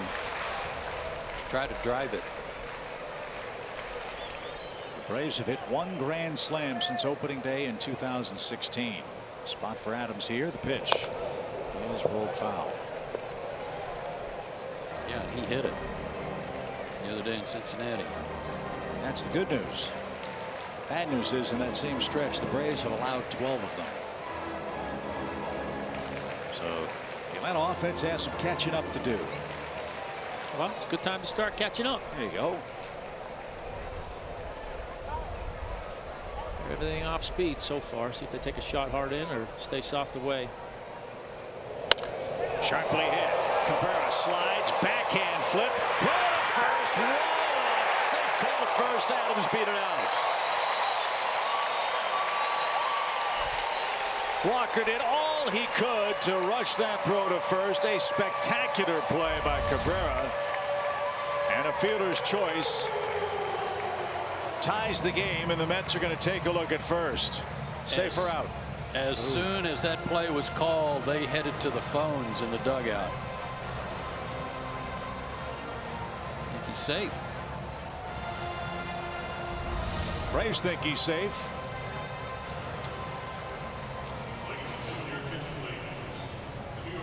And yeah, the Mets have to challenge this one. If the call is overturned, they protect the lead, and it would be a double play.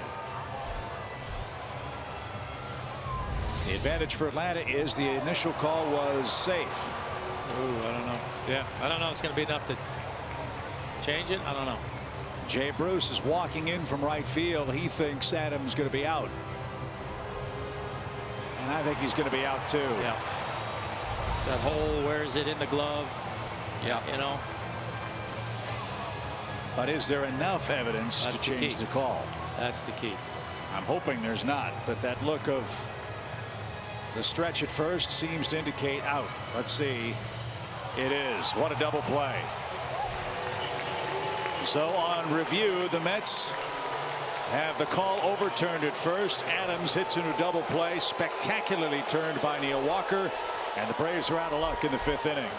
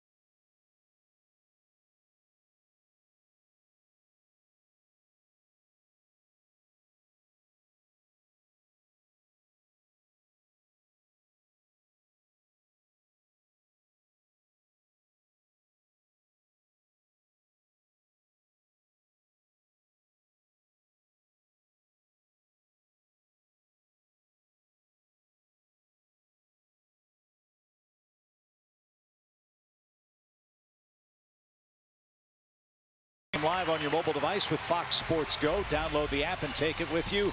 And Braves baseball wherever you go. Fox Sports Go, presented by Honda Marine. What an incredible double play, started by Asdrubal Cabrera at short. Walker with the turn. They beat Matt Adams by a quarter step at first base to preserve a 2-1 Mets lead.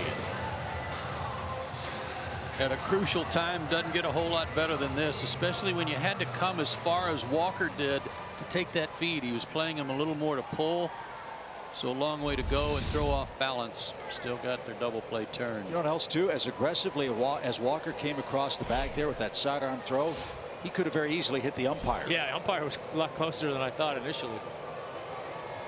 So a huge lift for the Mets. Both teams have wasted bases loaded situations. And now New York is up in the 6th inning against Garcia, who's struck out 8, but has only 1 run of support.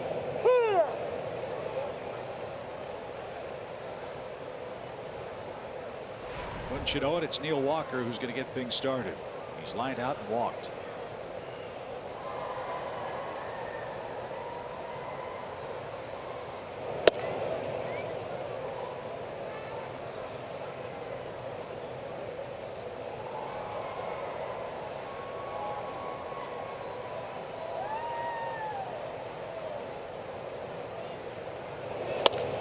Line over second. It's a base hit.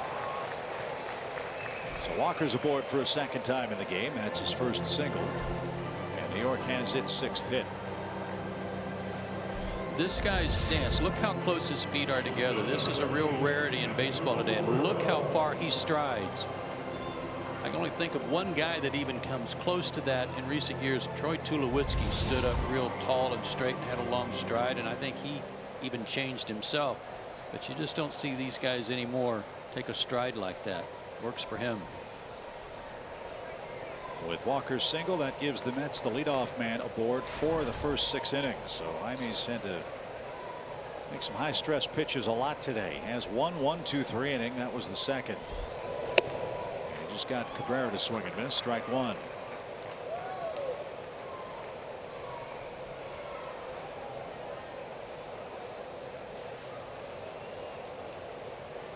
Man, you get those bases loaded situations and you don't score. It's just such an emotional seesaw or pendulum swing, whichever analogy you want to use. And both teams have had one today.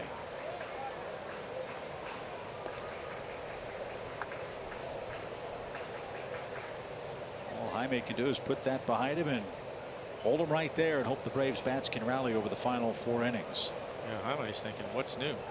You know, another 1-run game, low scoring. Well, let me keep going about my business. 1-1 pitch is bounced toward Dansby. There's one. Phillips the turn, and Cabrera's doubled up.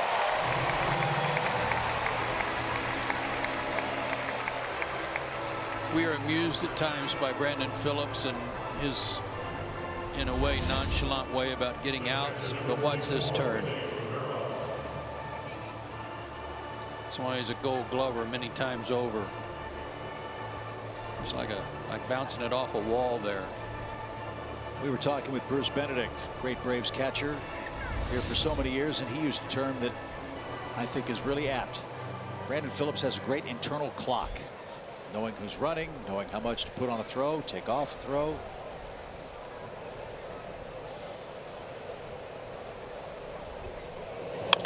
And a bouncy ball to third. Camargo to his knees. Look at that arm. And he throws to first.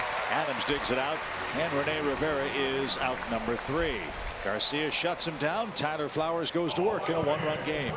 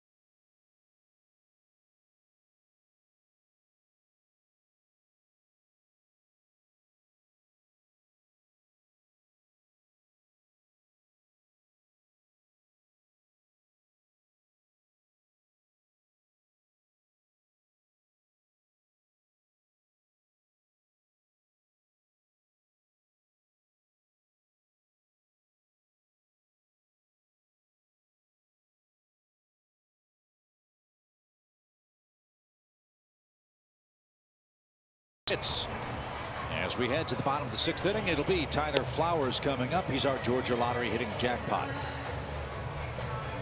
Seems like every one of these guys over the last 12 games to 2 weeks, 3 weeks, it's just incredible numbers, and Tyler's no different. 10 runs scored in 12 games because he's on base all the time. But if you shrink it down to this series, things have gotten a little dry, and Braves have a little time left here to get this turned around. They need a win today. Even the homestand up at what, 4-4? 4-4. Well, so far, last 3 games, Braves are 1 for their last 16 with a runner in scoring position. Wow. So let's see what Flowers can do. Lugo's put the leadoff man on 3 times. This one's hit toward center. And Lagares, it's almost an automatic out with that guy out there, much like the Braves with Ender Inciarte patrolling center. 1 away.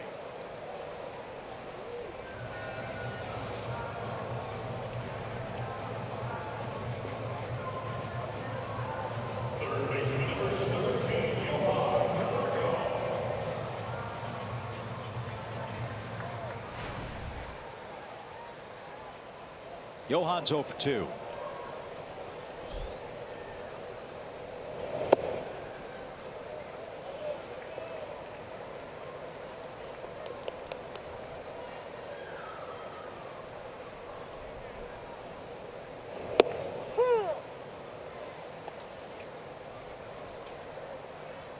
Margot's out of Panama.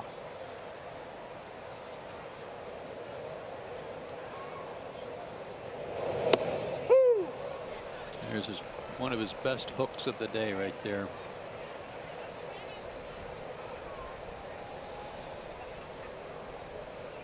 Lugo pretty efficient, 76 pitches so far. And he has had a better fastball than I think any of us expected today. Did you see what he did there? I mean, he was very deliberate in his windup, but he, right at the end of that one, he sped up a little bit, dropped down on his back leg some, and was really driving to the plate. Watch this. Real slow, and then about right here, everything accelerated.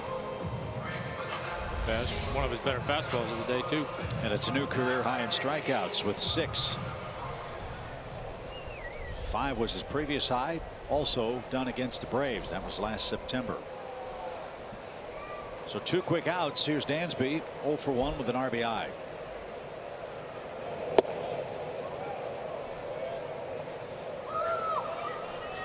I think one of the reasons Dansby's average has been rising is the pitch he just looked at. 3-4 weeks ago, he would have swung and missed that pitch. Missed it badly. Yep. This one's driven in the air toward Bruce and right. It's going to be a very easy inning for Lugo. He needed that. 3 up, 3 down. He got 3 outs on 7 pitches. And speaking of 7, that's the inning we're headed to with the Mets up by a run. It's time now to send it back to Marco.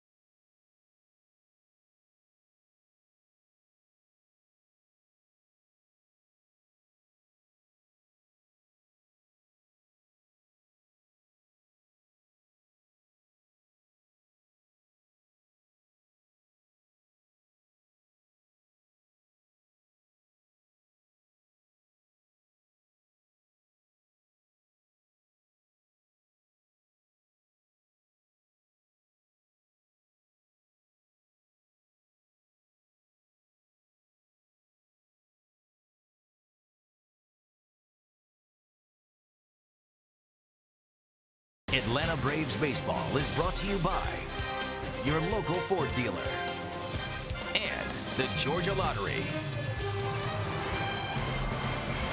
2/3 of the way through Game 4 with the Braves and Mets. It is warm. It is muggy. Feels like temperature 93 degrees down on the field. First taste of summer here at SunTrust Park. That guy's got it made.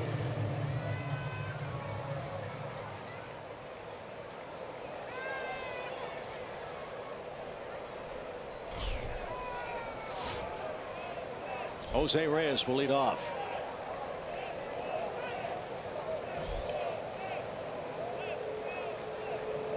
Only one other thing that guy needs to do downstairs with the fans, Joe, and that's the old. Yeah. Pop a top. Yep.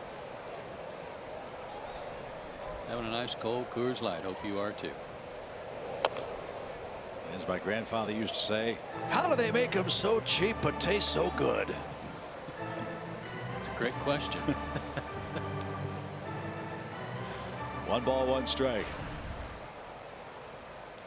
For Jose Reyes, who's grounded out and he's walked today.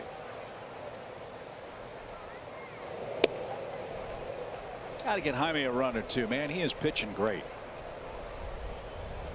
Yeah, continuing on what he's been doing. Be nice to see him have a nice easy inning here.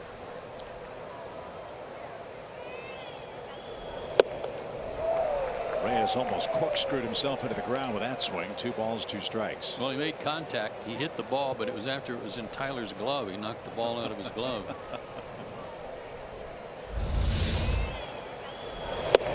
Oh.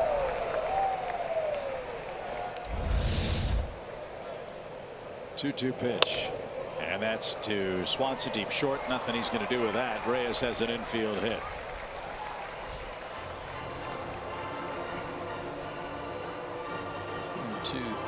It's got to make you mad. 5 times out of 7 they've had the leadoff man on.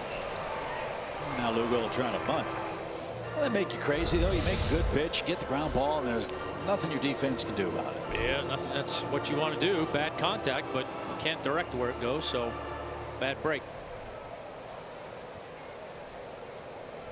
Jared just gave me a note that since May 21st,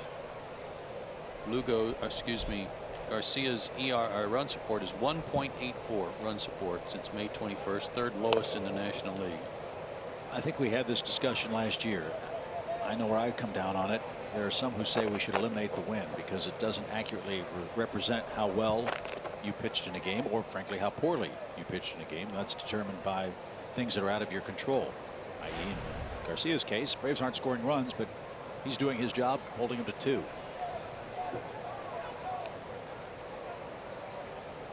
So you look at that stretch that Joe just mentioned. I think Jaime's 1-2 in his last 4 games. Well, remember how important that balk call was in Anaheim that cost him a run, and he lost 2-1. I don't see that much difference in his pickoff move on that one. 0-1. And Lugo didn't get the bunt down. It's 0-2 now. So I don't know if there's a newfangled stat that really is going to accurately describe how well guys do or don't do. Please no. I know for 100 years wins and ERA and all that stuff is done just fine. But again, you look at Garcia's body of work the last 4 games, his record does not indicate the good work he's done. The other numbers do. No, but not the wins and losses. The people that matter know how he's pitched. His teammates, manager. Yeah, and that was part of what ERA was for, so that you're not just basing it on wins and losses, but also another gauge. Well, the guy's got a losing record, but his ERA's in the 3s. He must be doing something right. Right. There's a balance. 1-2 instead to first. But, you know, again, I'll argue too, even ERA is not an accurate stat. It can be subjective. I mean, you see hometown leniency in scoring all the time. You know, so I mean, even that I think can get a little skewed from time to time. Agreed.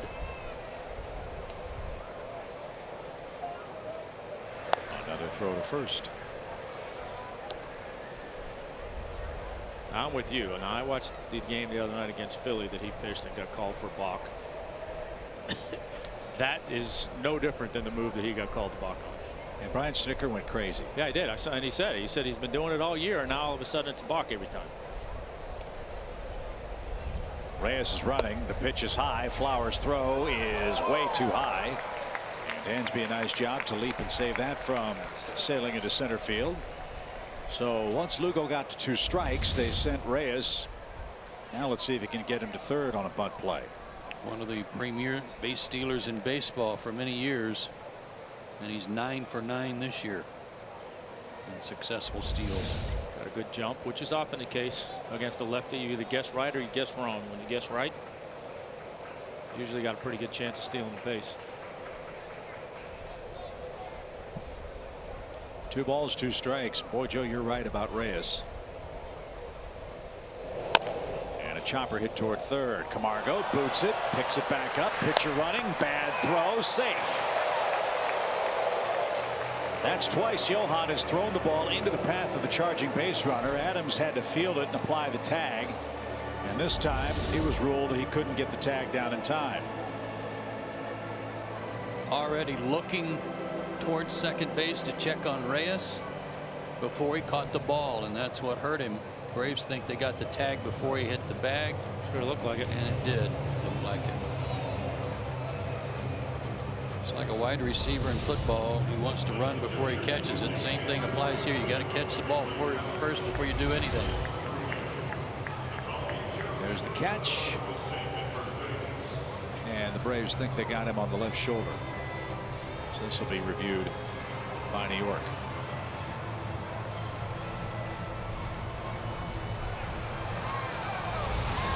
I have to think that would be overturned too. First full season for Jose Reyes, who's standing at second base, was 2005. From 2005 through the end of the 2008 season, here is stolen base totals: 60, 64, 78, and 56. Here we are in the game 9-10 years later. Those totals are more likely to be seen as team totals, not an individual player's total. Got him.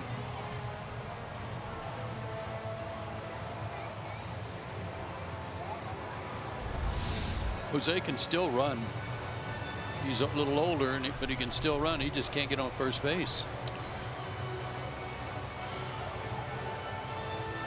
So while we can't agree on Pecan or Pecan, do we agree that he's out at first? I agree. Joe? Yeah. All right. See if New York agrees with us.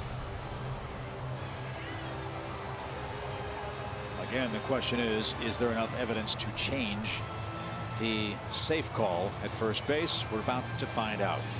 And he is out. This one's overturned. So Lugo is the first out. Michael Conforto's the hitter. That play scored 5-3 here in the 7th inning.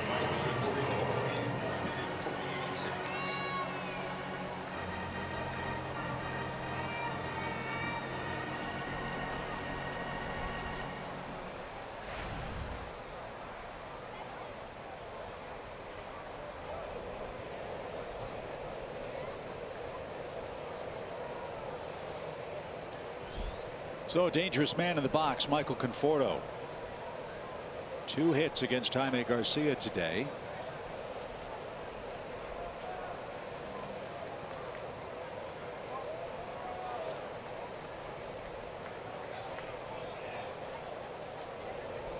Lefties don't seem to bother him. He entered the start against Sean Newcomb hitting .269 against left-handed pitchers.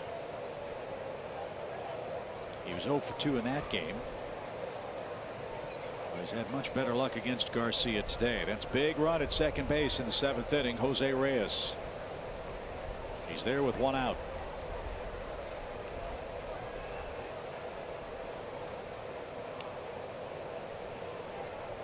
Reyes is going to try to steal third. The pitch a strike. The throw to third is also a strike. Reyes is out number 2.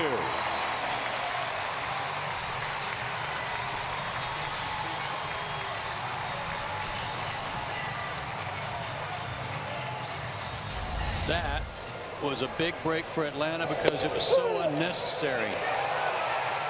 You can score easily from second on a base hit with one of their best hitters at the plate.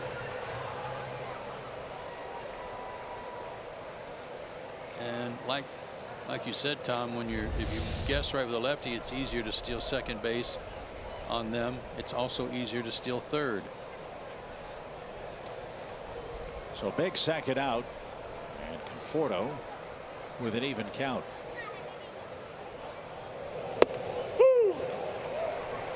That was a gift. Now, would Reyes be doing that on his own there? Yes. That's a head scratcher. But Atlanta happy about it. 1 ball, 2 strikes. Another element that makes it bad is a left-handed hitter, so a wide open shot for Tyler to catch and throw to third.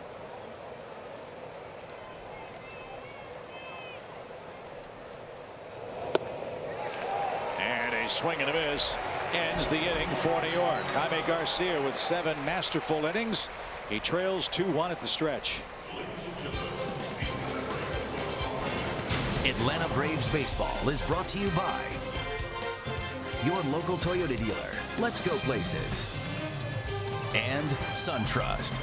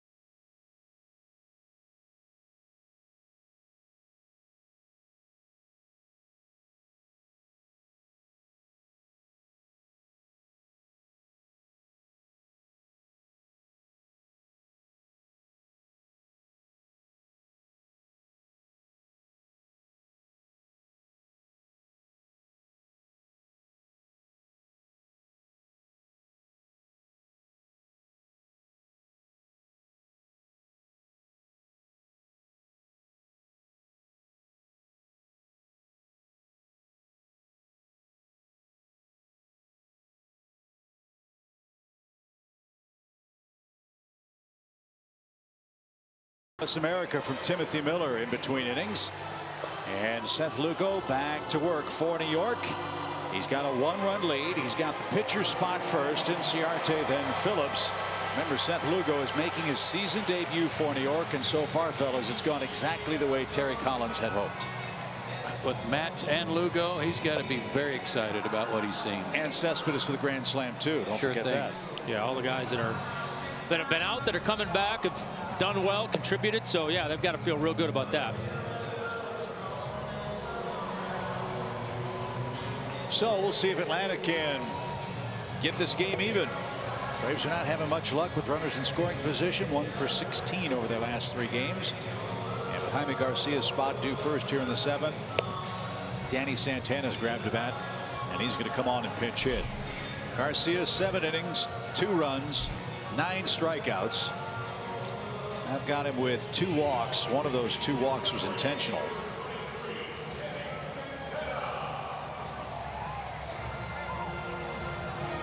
And I've got him with 7 hits.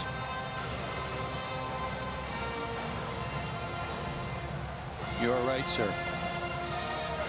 So it's Santana to get things started. One of the things we talked about, too, guys, in the early weeks of the season, the concern about the firepower or the lack thereof on the Braves bench. I would say over the last 6 weeks, with the changes that have taken place, the Braves bench is a lot deeper, and it's certainly been more effective. The youngsters have come up and done a nice job in spot start duties and in these pinch hit assignments late.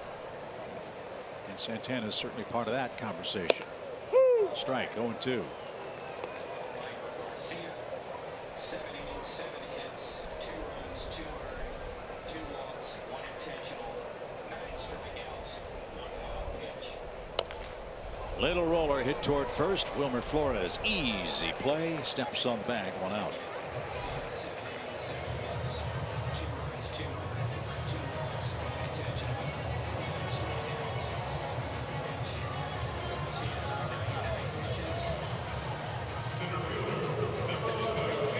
pitch. Back to the top we go at Ender Inciarte. He's reached twice, once on a walk, once on a 5th inning hit.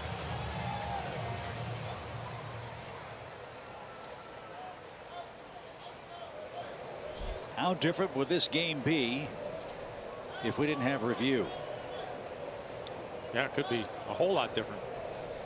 Matt Adams would have been called safe. The Braves would have tied the game, and we'd be talking about that. 2-2 in the 7th. Instead, it's Mets by a run. Great crowd again on this Sunday afternoon. 30,638.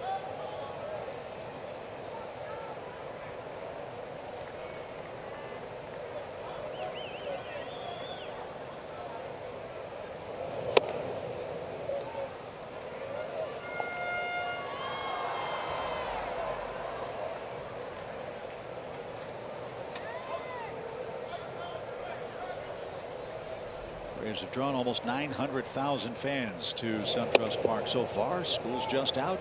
Big homestand coming up again after our 3-game trip to Washington. Dansby Swanson bobblehead night coming up on Friday against the Fish. 2 balls and a strike. Ooh. It's close. 3-1. That 2-seamer, he kind of slings it.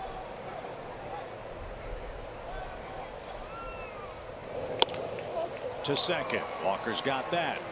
Lugo starting to rack up the ground balls.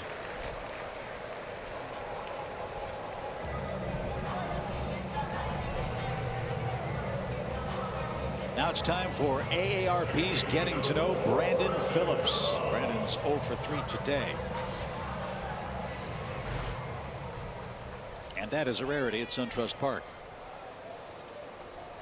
Great numbers here. 9 extra base hits, 16 runs scored. That's huge.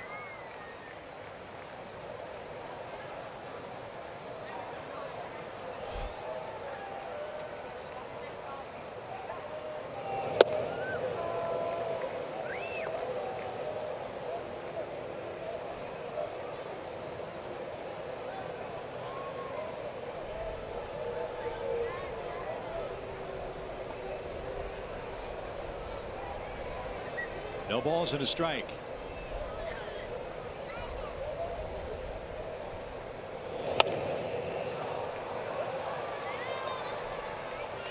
I mean, this guy's just pounding the strike zone, changing speeds. He hasn't thrown 90 pitches yet. He's only given up 6 hits, 1 run. I think his breaking ball has been his 3rd best pitch today. Agree. Had a good fastball, a good 4-seamer, 2-seamer, and a good changeup. Little roller hit toward short. Cabrera with a bare hand made the play. Beautiful. That's 2 beautiful plays by Asdrubal Cabrera. That robs Brandon Phillips. And after 7 innings, the Mets maintain their 2-1 lead. Ball hit right at him. Charged it, grabbed it, and made a spectacular throw to first base. So Atlanta's got 2 innings left to try to get this series even. As we said, 18 of 21 at SunTrust Park. The next 3, however, take us to our nation's capital for the first time in 2017. A 3-game date with Bryce Harper, Steven Strasburg, and the Washington Nationals. Yeah, arguably the best team in baseball, certainly one of the best. And the way the Colorado Rockies are going, you can't even say that they're by far the best team in the National League, but they are one of them. Lead the National League in so many different offensive categories. That's crazy.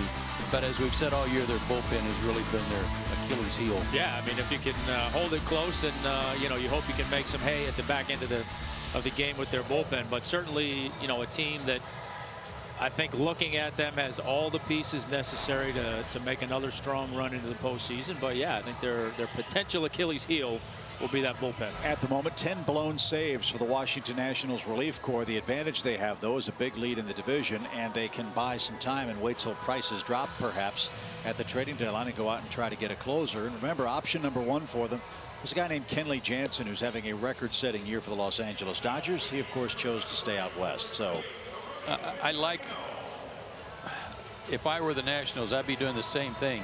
I'd be buying time, waiting to see what happens to some other clubs that might have a closer you've got your eye on. If they kind of fall out of the race, then you make your move, rather than try to make a preemptive move and hope that that's the right one. They're 17 and 11 at home also. That's a good record. It's not a blow-away record, so maybe the Braves can go in there in their first trip in there this year and do some good. Yeah, and we know how historically bad the Braves have been against the Nationals the last couple of years. However, the first 2 series, Atlanta's held their own. They're 2-4 against Washington this year after dropping 15 of 19 against them last season. So I think the Braves know they can play with them. The question is, can they beat them consistently? We'll find out beginning tomorrow night against Steven Strasburg, who's got the ball against Mike Foltynewicz. The way Mike's pitching, that should be a terrific series opening matchup at Nationals Park. So it's 2-1. Well, the Mets have the lead. Arodys Vizcaino is going to come on and pitch. 28th game for him. His ERA has bumped a little bit, although he's gone 3 straight, his last 3 straight, without giving up a run.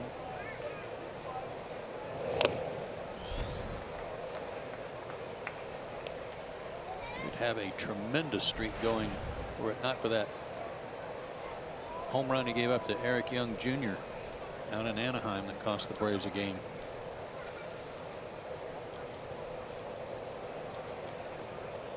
No balls and a strike. Ground ball left side. Dansby backhands, throws off balance, and a strong throw to get Lagares. You can't believe it. Here's another one of those plays, guys, to the backhand of taking an angle, a sharper angle, not going out on the outfield grass, as taught by Ron Washington. Good play.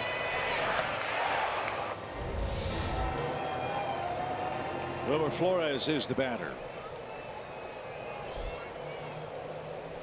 Great story on Wilmer Flores, who's from Venezuela, not a native English speaker. Now he learned to speak English. He watched episodes of Friends, the TV show. Over and over and over again, picked up the colloquialisms. Now can hold his own in conversational English. The ball's at a strike. It's hit toward right. I'll have to ask Wilmer sometime who his favorite character was in that show. It would explain when I went in the clubhouse yesterday and he walked by me and said, "How you doing?" Wait, he is playing in New York, so not sure if it was Friends or Vinny the barber down the street, but yeah. 2 outs. Here's Bruce, 1 for 3 today.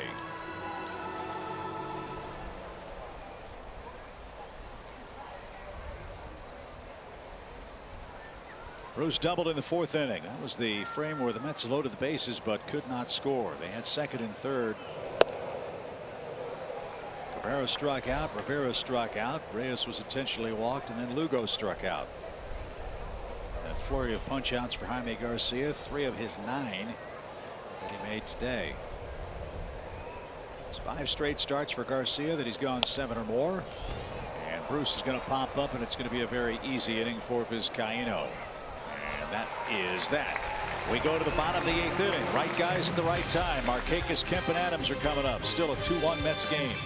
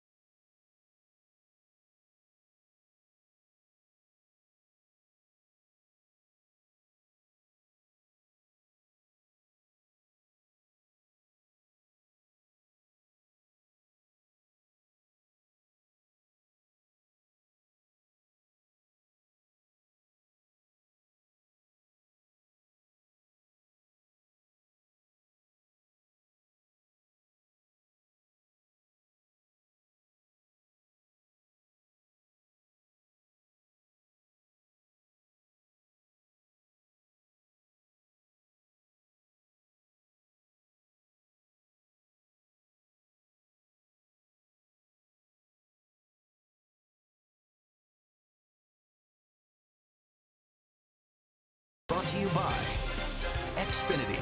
Xfinity X1 will change the way you experience TV. And by Delta Airlines.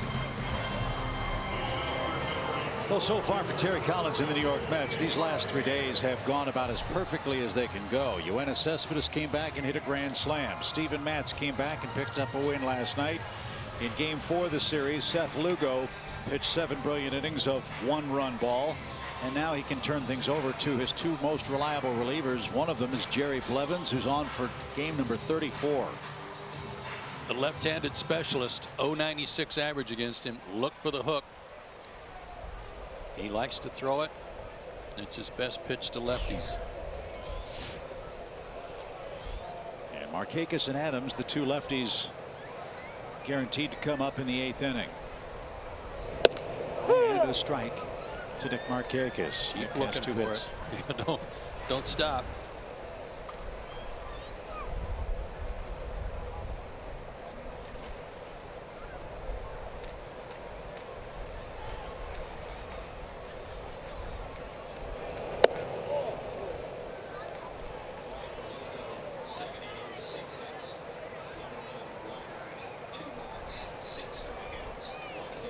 Lugo in line to win his 4th career road game. And as Joe said, 5-0 over his last 7 starts last year. He's off to a great start in his first action today. To second. Blevins gets Markakis to roll over. 1 out. And it was the curveball. Yeah, and even when you are looking for it, it's hard to stay back. You almost have to turn your right shoulder in if you're left-handed and assume you look for the curveball and then hit it to left center. And if he happens to try to throw you one inside, you got plenty of time to open up and get it.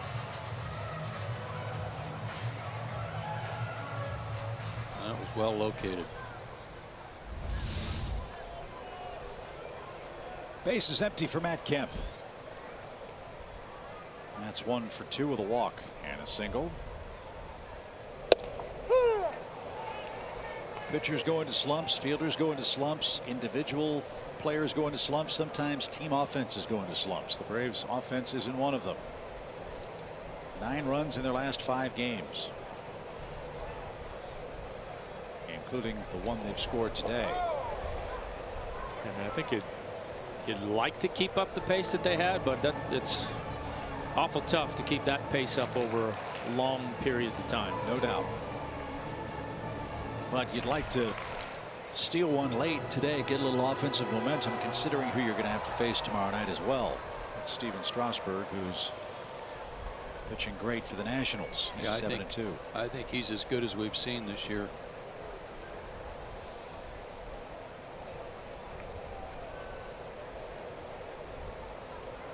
One ball, one strike.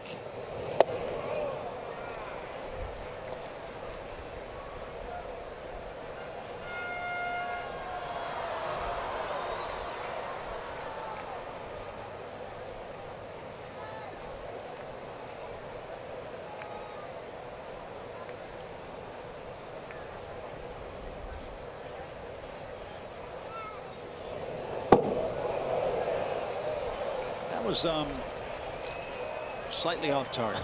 Just a bit. Two balls, two strikes.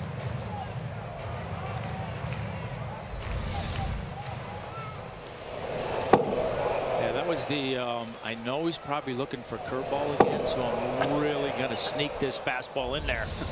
Does he get an oil filter for hitting the sign? You know, when the hitters would hit the bull, they'd get a steak. He just hit the Napa sign on the fly. Maybe some air fresheners. Something. Some windshield wiper fluids. I mean, that's hard to do. That was 8 feet outside, and he hit the sign on the fly. I'm not even sure he would have hit a left-handed batter. That's right. The 3-2 pitch is guide towards center. Lagares will give way to Bruce as it curls out toward right center field. And there's the second out. Matt Adams is 0 for 3. Slim pickings for our Yellowwood bringing the lumber feature, but Matt's done a good job over the last week and a half. His last 9 have been good, 4 and 9, including that grand slam in Cincinnati. Great slugging percentage. Let's see a little slugging right here.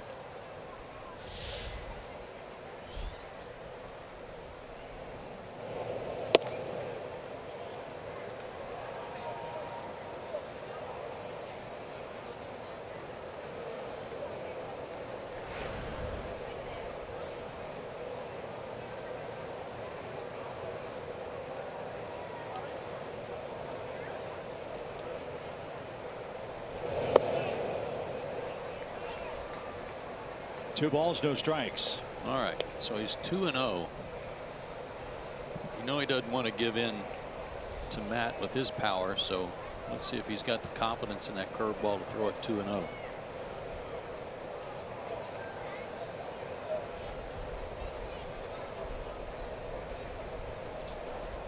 Looks like it.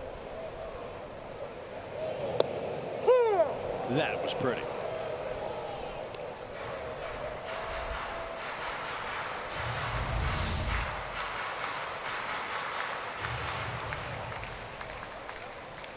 A good take by Matt. That's not a pitch you want to attack 2-0. No, and that one was a little flatter. Then the fastball, and he was late on it. It's popped up to the left side.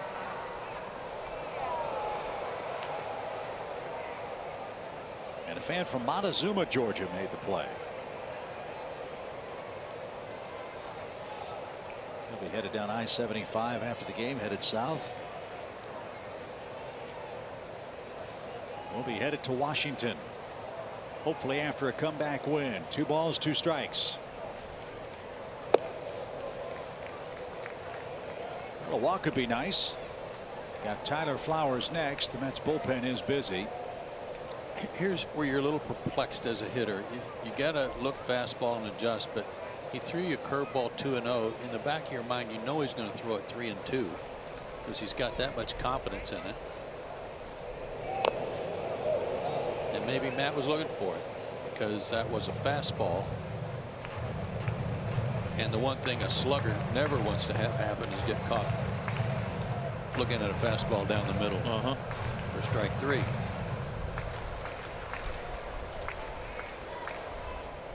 A lot to think about.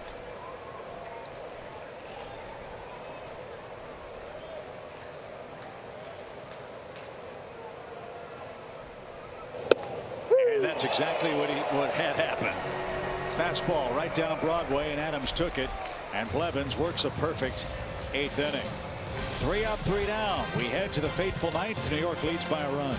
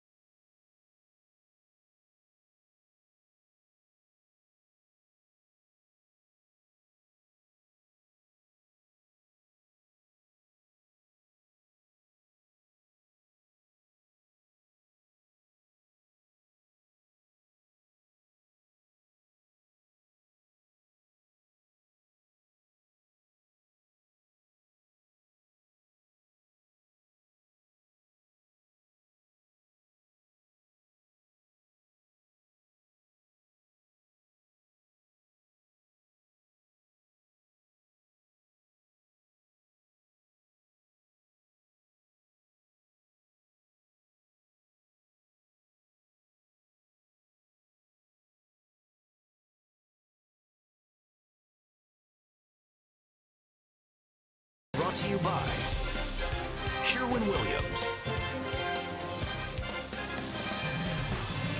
Time for the 9th inning. It's 2-1 New York. Beautiful look at our panoramic vista of SunTrust Park. The Xfinity Cam look in from high atop the Comcast building outside the ballpark. Joe said earlier the Battery was crazy busy last night. Figures to be the same today on a gorgeous Sunday afternoon. Crowd of over 30,000 has seen the Braves and Mets play this afternoon. And we'll be back here for Friday night and fireworks and the Marlins. Jose Ramirez will come on and pitch the 9th inning. His job, hold him right there. 3 up, 3 down for Vizcaino in the 8th. Walker, Cabrera, and Rivera the scheduled hitters for New York in the 9th. It was Aroda's 28th game, and it's the 28th game for Ramirez. They lead the team in appearances. And I think where Jose's really made strides is in his strike throwing. He's walked 7 to 21 strikeouts. That's really an improvement over last year, 3-1.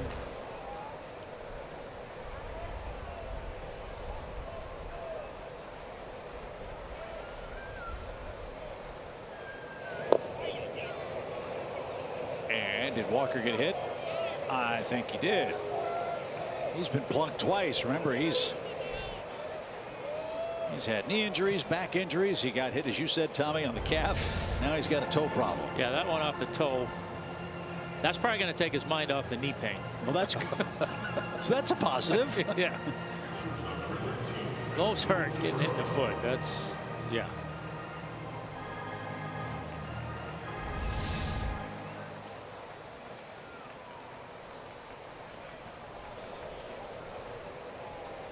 Asdrubal Cabrera is the hitter. Asdrubal Cabrera to this point has saved the game for the Mets. He started the 6-4-3 double play that broke the Braves' hearts in the 5th inning. Looked like Matt Adams beat the play at first. He was called safe, but the Mets immediately challenged the call at first. It was overturned, and what would have been the tying run scored by Inciarte was disallowed. That's really the last threat Atlanta has had. It's a 2-1 New York game.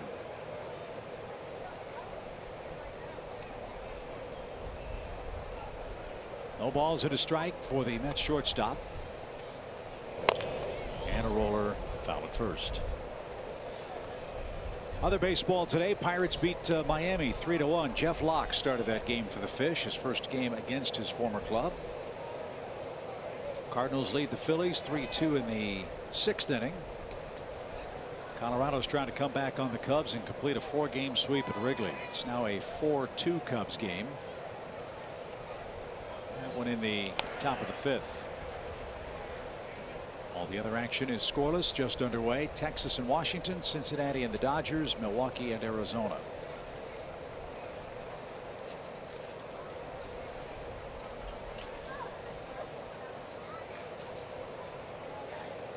Nothing in 2 for Cabrera. Short lead by Walker. And that just missed.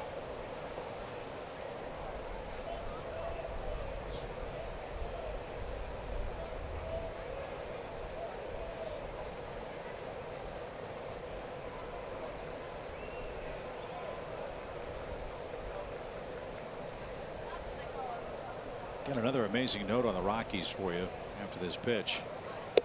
They've won 7 straight games. And we all know Tracy Ringolsby, great writer for the Rockies. Hall of Fame. Hall of Famer. His column called Wrightum Cowboy. Tracy known for his 10-gallon hat and such. Colorado Rockies pitching staff over their 7-game win streak has a 1.43 ERA.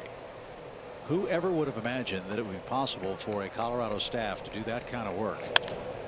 We know for years since the Rockies franchise was born the difficulties they have in developing, drafting, acquiring, signing, pitching. It seems to me they have figured out what works in Denver with a staff that has 4 rookies in their starting rotation, and they have best record in the league, I believe. Yeah.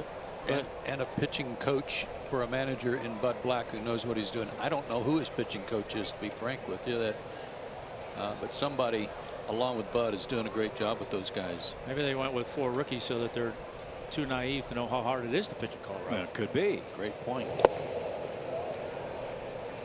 But they've got Anthony Senzatella pitching today. He's a Rookie of the Year candidate. They're facing Jake Arrieta in Chicago. Steve Foster is pitching coach. Thanks, Jared. When you said be frank, I thought it was Frank Funk back in the. Don't go there. Thank goodness he's not the pitching coach in San Diego. Pitch, swing, and a high fly ball down the right field line. And bounce. And comes up with that souvenir. It's 3-2. Got to figure out a way to win this game. Yeah. There's only one at bat left to tie it up or win it. Been a good weekend for the crowd. I know the doubleheader didn't turn the way we wanted it to, but the concert afterwards. A lot of folks at the ballpark. Need to win this one. Runner goes and skied out of play left side. It never fails.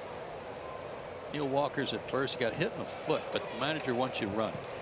I was just thinking, he's thinking, all right, my knee didn't hurt. It hurts now. Put the ball in play. Come on. I had a hit and run play put on against Jack Morris one time. He threw me his great slider and I hit it right into my ankle. My ankle swelled up so big I couldn't walk. They took me to Henry Ford Hospital in Detroit, x-rayed it and everything. I came back for the second game of the doubleheader and the manager says, "Can you pinch run?" I can, but it won't be very good. Yeah.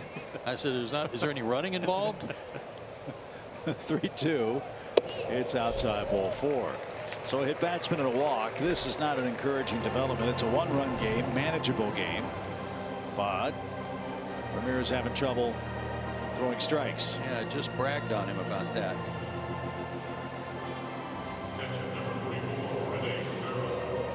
Well, you got a good double play candidate up there now. She could get in the zone, down in the zone, get a ground ball.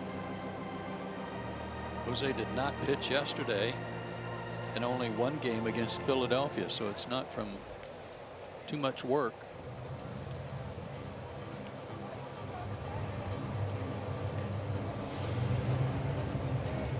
Rene Rivera last year with the Mets played in 65 games. He hit 6 homers.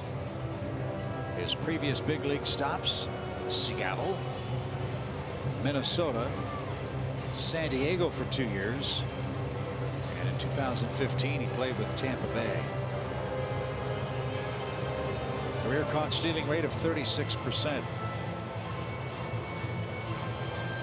His first hit as a Met last year was a 2-run homer against the Braves.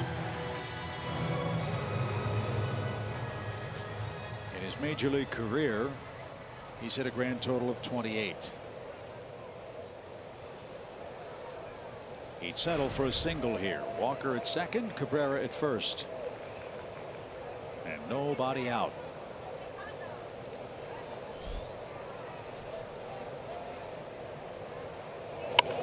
A bunt. Popped in the air, and Camargo's got that. Thank you very much.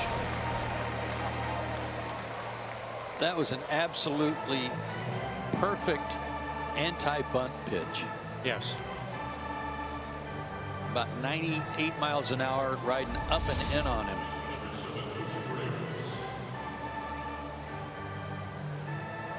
Only downside was it was bunted so hard Camargo couldn't drop it for a double play. Bunted so hard it didn't give the runners time to take off. 2 on 1 out for Reyes, who has an infield hit, a stolen base, and a caught stealing. And he takes a strike.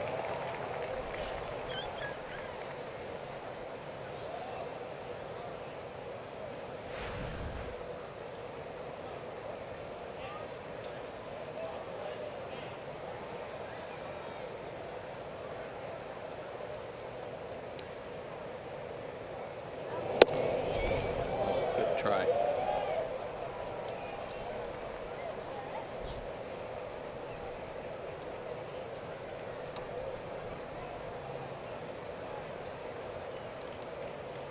Outfield is shortened up a little bit on Reyes too, just as much for the runner at second to try to prevent another run from scoring.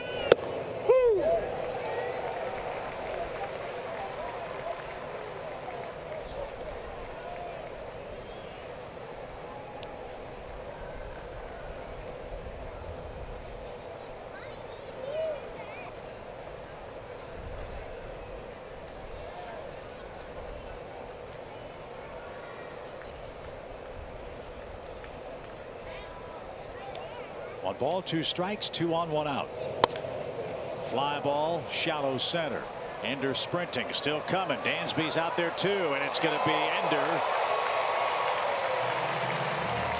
with the fake. It was Swanson who caught the ball. He faked me out too. I don't know how Dansby caught that ball.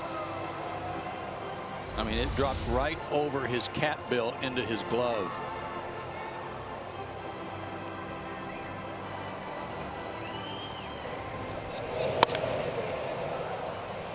That's one of those tweeners that even if one guy's calling it, it's hard to, or too late for one guy to peel off, or in this case Dansby to peel off.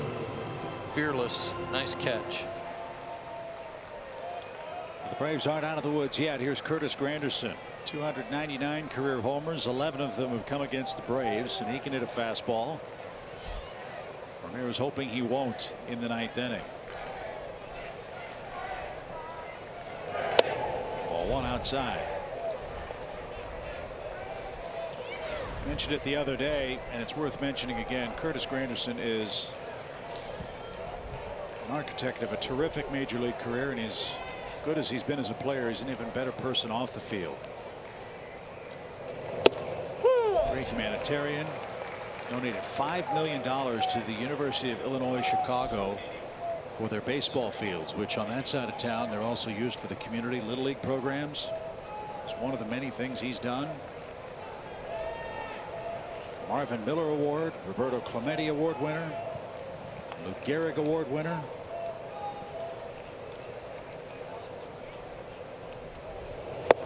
I don't know how much longer Curtis Granderson's going to play. I hope he plays as long as he wants to. But I hope people will recognize the things he does away from this game as much as they recognize what he does in the batter's box. Me too. There should be as much written about that. A cue shot toward third. Look at the funky spin. Camargo won't have a play, and Curtis Granderson has an infield hit. And now you've got Conforto to tangle with and no place to put him. And Brian Snitker is on his way to the mound. He doesn't want to, but he's going to have to make a change here and go lefty-lefty. I mean, this had such goofy spin. It was spinning back into fair territory.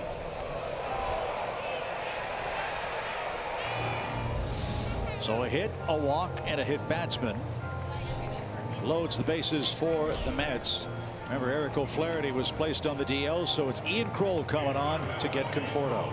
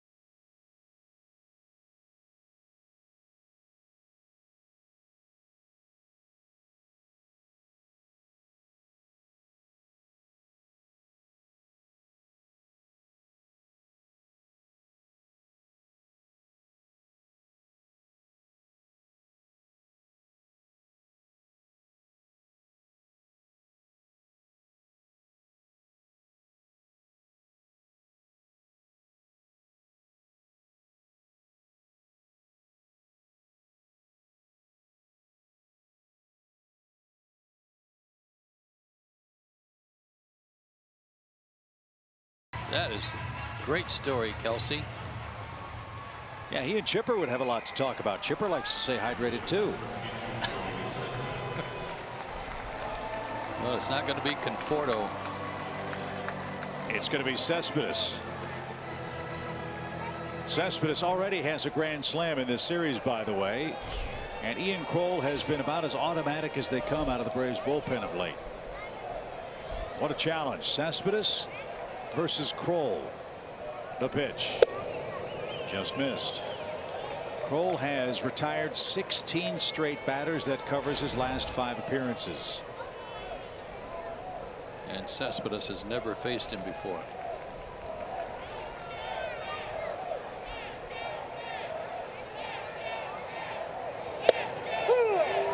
Much has been made of the Mets' plan to utilize Cespedes and give him rest. He said in the New York papers today, "I know my body. I'll tell them when I need a rest." He got today off as a starter. Figures to be in the lineup when they take on the Cubs next. 1 ball, 1 strike. Whoa, what a cut. Rifled back to the screen. Good fastball, too. Kroll, 95. Big damage yesterday off of Luke Jackson, though. This guy is a great player. Can he stay healthy the rest of the way for the Mets? Kroll's going to try to erase him here. The pitch is upstairs. A flinch, but no call from Vic Carapazza.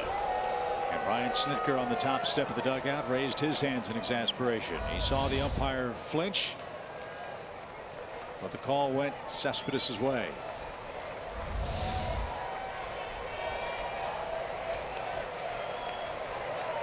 The 2-2 popped him up. A mile-high pop-up. Who wants it? It's going to be Camargo, and Kroll's streak goes to 17 in a row. The Mets have had 2 bases-loaded chances, couldn't cash in either one of them. Last call for Atlanta. Let's see if they can win it in their last at-bat. Flowers, Camargo, and Swanson are due in a 2-1 New York game.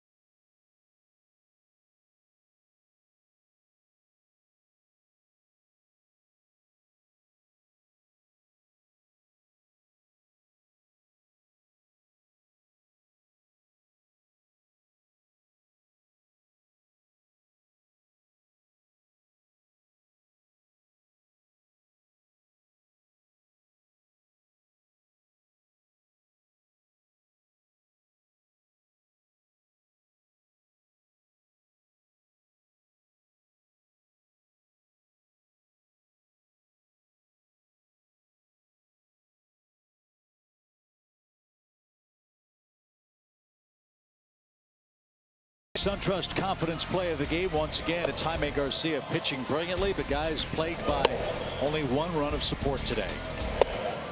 He's had trouble getting run support coming in, and today was no different. And he's been pitching well coming in, and today was no different. He was on his game, in and out of some trouble here and there, but at the end of the day, great effort. 7 innings, 7 hits, a couple runs, 9 punch-outs, a season high, and just continues to go out there and pitch well and give the Braves a chance to win.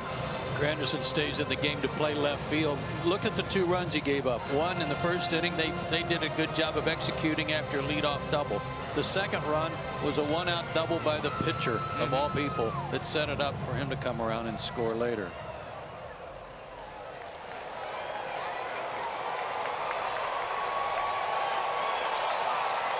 So Addison Reed is on to pitch for the Mets. Curtis Granderson stays in the game. He's in left. And Tyler Flowers leads off and falls behind 0-1. This is one of those games that if the Braves were up 2-1, we'd be talking about how they had so many chances to blow it open. Left the bases loaded twice. It's always scary, you know, when you have those opportunities and don't take advantage. Maybe we see that happen in reverse. Flowers pops one up shallow center. Lagares comes in, still coming, and he makes the play for out number 1. Well, it does seem to happen a lot, doesn't it? One team gets the bases loaded, they don't score. It seems like that emotion and that momentum swing immediately goes in the other dugout, and the other team scores. Braves need that to happen at least once in this 9th inning. Here's Camargo.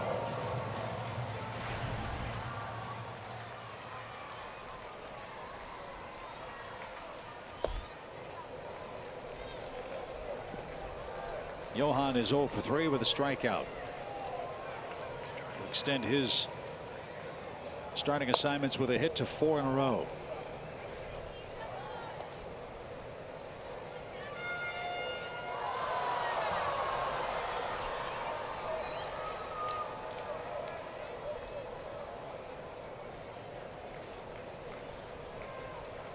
One ball, one strike, and Johan didn't get it. It's now 1-2. He's got a good slider, but he also has a hard sinker, and with that real low stride to the plate, very deceptive. Hides the ball well, goes across his body, steps toward the third base line.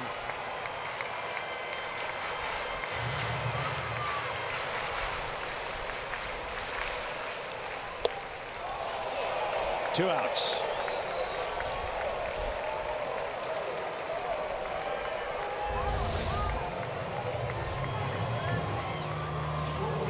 We said at the start of the broadcast, the one consistency in this series has been excellent pitching. The Mets starting pitchers, last 5 games, 3 earned runs in 32 2/3. The Braves starters, 11 earned runs in their last 47 innings over 7 starts, a 2.10 ERA. Unfortunately for Atlanta, the bats haven't been able to support that great pitching, at least not yet. Dansby Swanson has the only Atlanta RBI, a 2nd inning sacrifice fly. He's the final hope in game 4.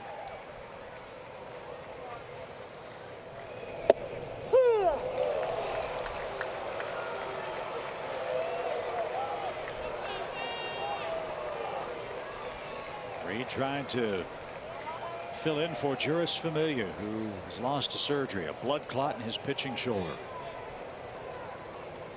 No balls and a strike. And foul back.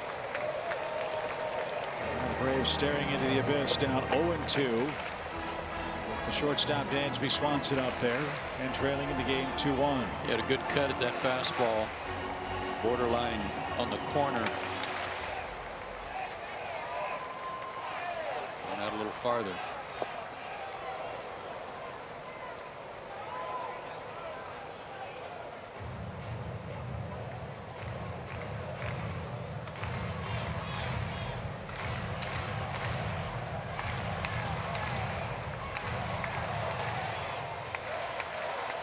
Very deep, but a lot of room in left center. 1 ball, 2 strikes. Good eye. Good take.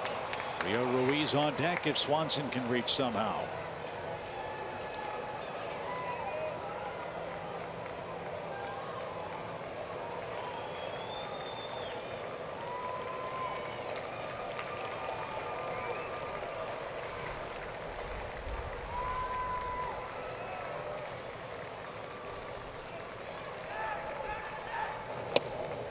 Another good take. Full count.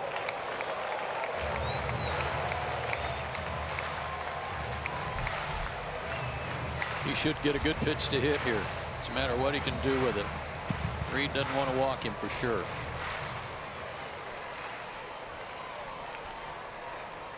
We'll elevate that sinker a little bit. Find a gap. It's not to be. Dansby strikes out. And the New York Mets come to town and take 3 out of 4 from the Braves. Lugo was brilliant. Matz was brilliant. Cespedes is back. And things are looking up for the New York Mets, who are all of a sudden now just 5 games below 500 at 28-33. The Braves wrap up the homestand with a 3-5 record. Off we go to Washington, guys, for a date with the Nationals as Jaime Garcia suffers a tough luck loss. Got to get the offense going. Good pitching, good defense. Just needed some runs. Yeah, keep the pitching going, and hopefully the bats will find their way. Lugo beats Garcia. Reed the save. Mets win it 2-1. We'll talk about it with you on the Braves Live postgame show, brought to you by Xfinity next.